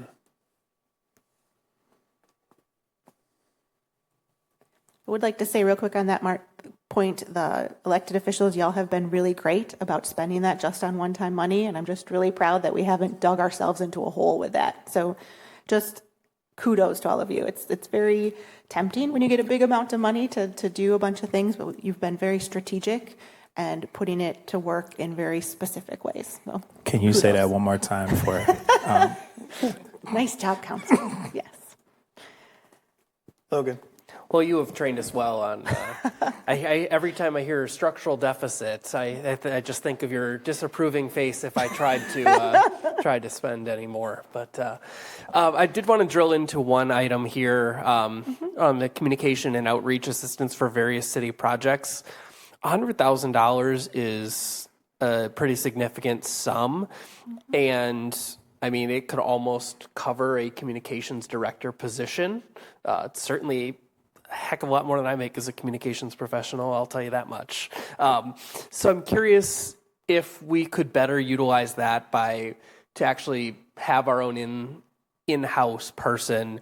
Would that meet the needs of these various projects, or are these specific and kind of specialized projects that may come up that would require more subject matter expertise from even the communications lens? Yeah, so I'm going to start with the finance answer, which is my disapproving look. Because, so we want to use this money for kind of one-time consultant projects. We definitely don't want to use it for staff that we would want to keep on path. So yes, $100,000 is a relatively large amount. The plan here is that we appropriate it so that it is available for those purposes. We can then carry it over as projects happen, but we do want it to be on specifically one-time things. I guess I don't know if Chad, you have anything else to add about the communication piece from administration perspective? No, I think we wanted to generalize this to make sure that it was available for any notable things that might arise that staff or Common Council feel additional capacity and or expertise might be needed for communication and outreach efforts. Unfortunately, I wish it could be utilized to create an ongoing position within the city that could better focus their time and energies on that. But as Misty's pointed out to all of us a number of times, we're not looking to create structural deficits, and this is literally just one-time money that will eventually be expended. Throw us a bone. Give me an example. Okay. Well, a past example would be a municipal referendum where we would be looking to utilize some assistance on some things. Could there be, I'm trying to think if there's any other notable initiative, maybe, if there's an upcoming Parks Department project or a road project that is particularly complicated. I think Fitchburg Road, for example, because we'll also be coordinating some stormwater improvements with the Goose Lake flooding issue. So there could be a variety of different things. We want to have some flexibility on that. But ultimately, if, we get through 26 and maybe there wasn't a significant usage of that, maybe it ultimately gets reallocated. Who knows? Obviously, that would be a common council conversation. Thank you, Chad. Misty, the $25,000 for university partnerships, is that a one-time thing too? Correct. Okay, never mind what I was going to suggest. Moving. You're like, he doesn't want the disapproving look. Yep. Moving on to debt service fund. So for 2025, we completed the arbitrage analysis for 2019A, which had no problems, and we are currently working on the 2020A arbitrage analysis, and we don't expect there to be any problems for either one of those. And then for the 2021A debt issuance, though, we do have a spend down requirement and are expecting there to be an arbitrage rebate there. So once we finish spending down all of those proceeds, we'll go through the project of analyzing that and determining what our rebate will be. So for 2026, there's $32 million worth of new debt authorized in here, which includes the debt issuance that we delayed from 25 to 26. Because of the timing of projects, I'm electing not to borrow in 2025, and we'll borrow for both years in 2026 instead. And then, as I mentioned, calculate and then pay that arbitrage rebate we're expecting for the 2021 debt issuance. So significant changes in the debt service fund. The property tax levy actually decreased 2.9%. This is based on our current costs and our current debt issuance payment structures. We added those dollar amounts for principal and interest payments because the Uptown Road special assessments are now coming through, which is helping to pay off the debt that we issued in order to do those projects. And then we included the principal and interest payments on the existing external debt that requires payments. I did add a principal and interest payment for the new debt I expect to issue in 2026. And it's within the abated debt amount so that we don't have any levy limit issues. And then I added that arbitrage rebate for the 2021 debt. I ballparked it at $600,000. I hope that that's high, but it'll probably be in about that ballpark. The big thing to keep in mind is, yes, that's a big dollar amount to have to give back to or share with the federal government, but we collected interest of, double that. So I'm basically giving half of the money that we collected in interest back to the federal government so that we could share in that amount. So we'll calculate exactly what that should be towards the end of the year, but we'll make that payment then in 2026. And then included in here is the schedule of indebtedness. So you want to see all of the different debt amounts that we have and what year and what they're for. It's all included in the packet. So I'll pause.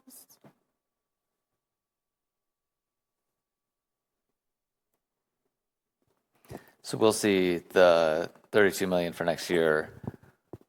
That will not show up until 2027 on people's actual property taxes, the payments for those. Is that correct? I do have some of it being paid in 2026 as a budget amount, but the bulk of it would be later.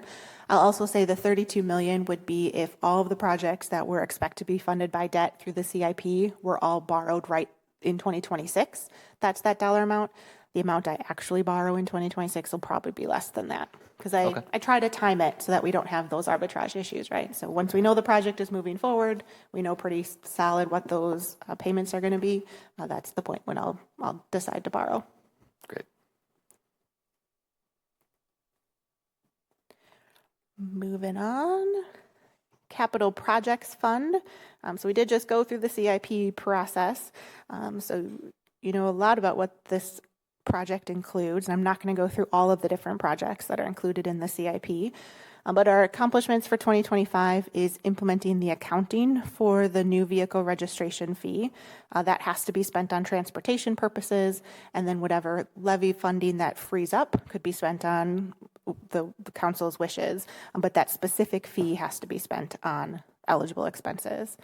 And then we created a parking lot inventory in order to better calculate what that replacement fund should be for parking lots. And then for 2026, we'd like to do the same exercise for park equipment so that we have a good inventory of what's all out there and make sure that we are planning financially for the replacement of all of those things, or at least know where our target is. Significant changes. So under ordinance, anytime the proposed budget is different from the adopted CIP, we need to note that specifically for you. So those are all listed here. It includes $2 million for the land banking that was in the Affordable Housing Fund, the solar piece that I talked about during the TID closure item. We did remove the audiovisual equipment from Oak Hall and Fitchburg room. The other rooms are available that have that equipment, or there's a portable system available. So thought that that was a better use. Police facility, the replacement fund as part of the annual operating costs of the facility is included in here. The police reorganization shifted some of the money from their personnel budget to the capital budget to buy those vehicles. So that's been reflected in here as that reorganization. And then the $1 million for the vehicle registration fee. So the CIP included all of the streets resurfacing money in the capital projects. I then took $1 million of that CIP out of the capital projects fund and put it into a separate fund for the vehicle registration fee so that we can very clearly and delineate how we spent that vehicle registration fee on eligible purposes. So that was moved to a different location. Same amount spent on streets in total, just moved the funding source.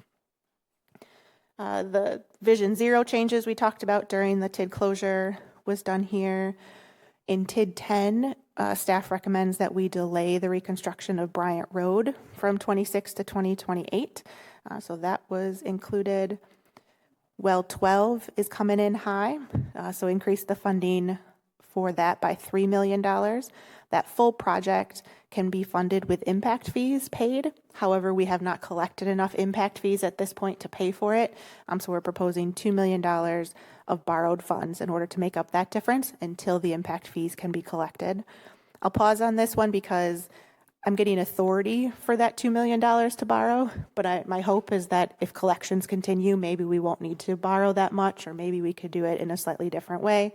But I just want to get permission to do this borrowed approach if it's needed. Then we added the $75,000 for the new utility maintenance worker that was part of that personnel cost. And then the $650,000 of expenditure restraint aid was applied to specific projects. So during the CIP, we just throw in the lump sum, but for the budget, we had to specifically assign it. So that's all for that one. That $3 million on well 12, what fraction of the total project cost does that represent? I mean, how big a change is that? I don't remember the specifics, but it is large. It was much. So they went out to bid. Bids came back very, very high. So bids were rejected, and they're going to try to rebid it in 2026 to hopefully get the cost down a little bit. But it is much higher than what we originally thought it was going to be. I asked Tim to see if he can, at Board of Public Works on Monday, if he can give us a update on the drivers. Okay. What he's seeing on, say, construction cost. Was it, are we drilling through granite, or what is driving the? It's pretty substantial. So see if we can get you more information. I don't know the answer.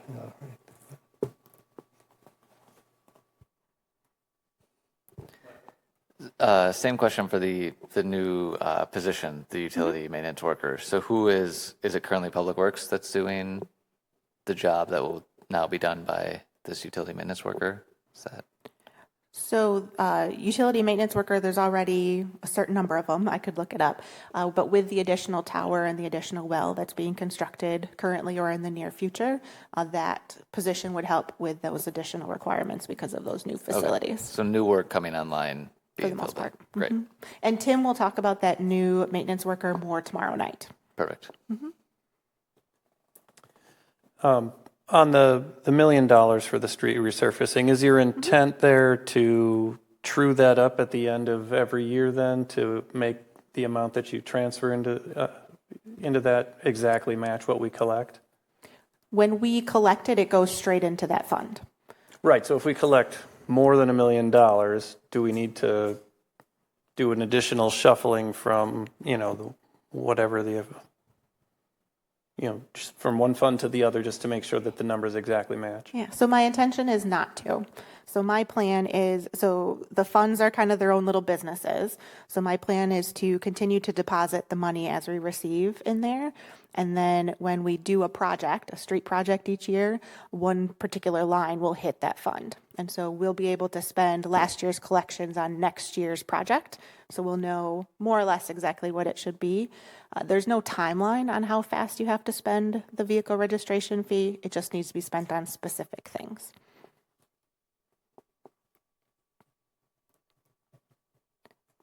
Any other questions? I'm almost done, I swear. So TIDs are next. So we have many TIDs outstanding.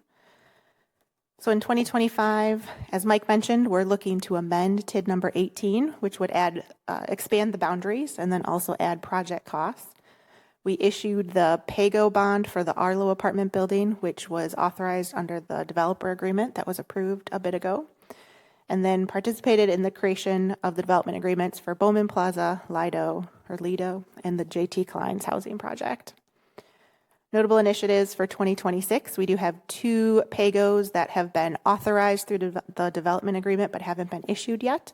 So I expect that those projects will wrap up and we'll get those issued for the Sub-Zero corporate building and then the Ocala Springs project. And then significant changes, the principal and interest expense was updated based on the payment schedules for that debt.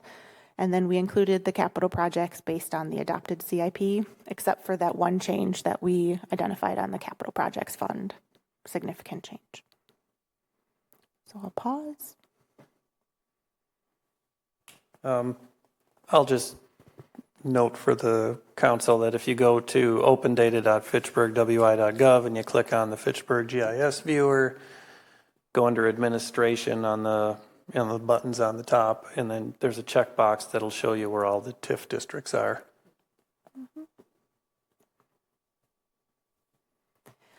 Last one is the Insurance and Risk Management Fund. So significant accomplishments in 2025. The assessment claim trial for FTC Retail East et al. Was completed, and a judgment is expected to be issued hopefully at the end of this year, otherwise early next year, but the trial at least has been completed. The safety committee worked on creating evacuation safety diagrams and added all the employee areas to make sure everybody could know what they needed to do in an emergency. And then they also made sure that all employees were enrolled into Alert Media, which is a software we use so that employees can get text alerts in case of an emergency. And then last, the safety committee coordinated active shooter training for all employees. Notable initiatives for 2026. This is one of those projects that's been on the list for a while, but we will consider issuing an RFP for insurance services. There's a couple of providers out there, so possibly looking at other vendors. Want to develop a plan and a communication strategy for all employees in case a building evacuation is needed. And then we'd like to schedule a fire drill at all non-fire city facilities, both during office hours and outside of office hours, just to give a couple of different opportunities for training. Make sure employees know what to do in an emergency. For significant changes, It's a small dollar amount, but the $400 for the volunteer accident coverage is now 100% covered by CIVMIC, our insurance provider. So we still have the insurance. It's just the cost is covered by them. And then workers' comp insurance increased, mostly due to increasing wages, but it's partially offset because the rates that are set by the state decreased. For workers' compensation insurance at the city, we actually don't pay insurance. We're more or less, or no, sorry, workers' comp, yes, we pay insurance just like everybody else, using the same rates as everyone else. And then once you calculate that out, there's a mod factor that's applied. One means you're kind of even. If you have a mod factor or a safety factor less than 1, you get a discount on how much you pay. If it's more than 1, you get a penalty. So our mod factor increased from 1.2 to 1.25, which resulted in a premium increase of about $16,000. So this is taken up recently, and Safety Committee is working really hard to get that back down. And then lastly, just increased insurance premiums based on increased and insured values, like how much the buildings are valued at or how much the cars are valued at, and then also increases in rates. And that's all I have. But questions? Do we get a text alert in case of emergencies? Like, are we included in the text alert if there's an emergency? You know, I'm not sure. No, I don't believe you are. There would be a staff contact, generally speaking, if you were here for a meeting. So the staff contact would theoretically be on that messaging system.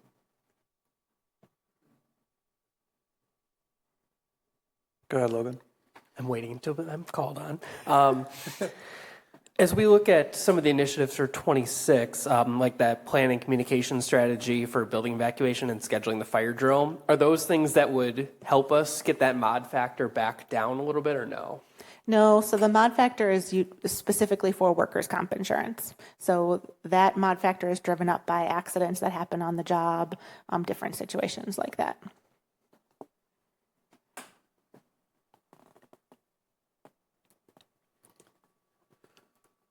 Anything else? Otherwise, we've reached the end of tonight's agenda. So I guess I would entertain a motion to adjourn. Oh, I'm sorry. Wait. We're going to recess. Recess. And it's yes. Finance Committee Okay. only. So do I move to recess? Recess, yep. No. Recess until tomorrow. Recess. Move to recess until tomorrow at 5:30 p.m. Okay. All in favor? Aye. No, you don't. Disapproving looks all around. Yeah. All right. We are recessed at 7:48 p.m.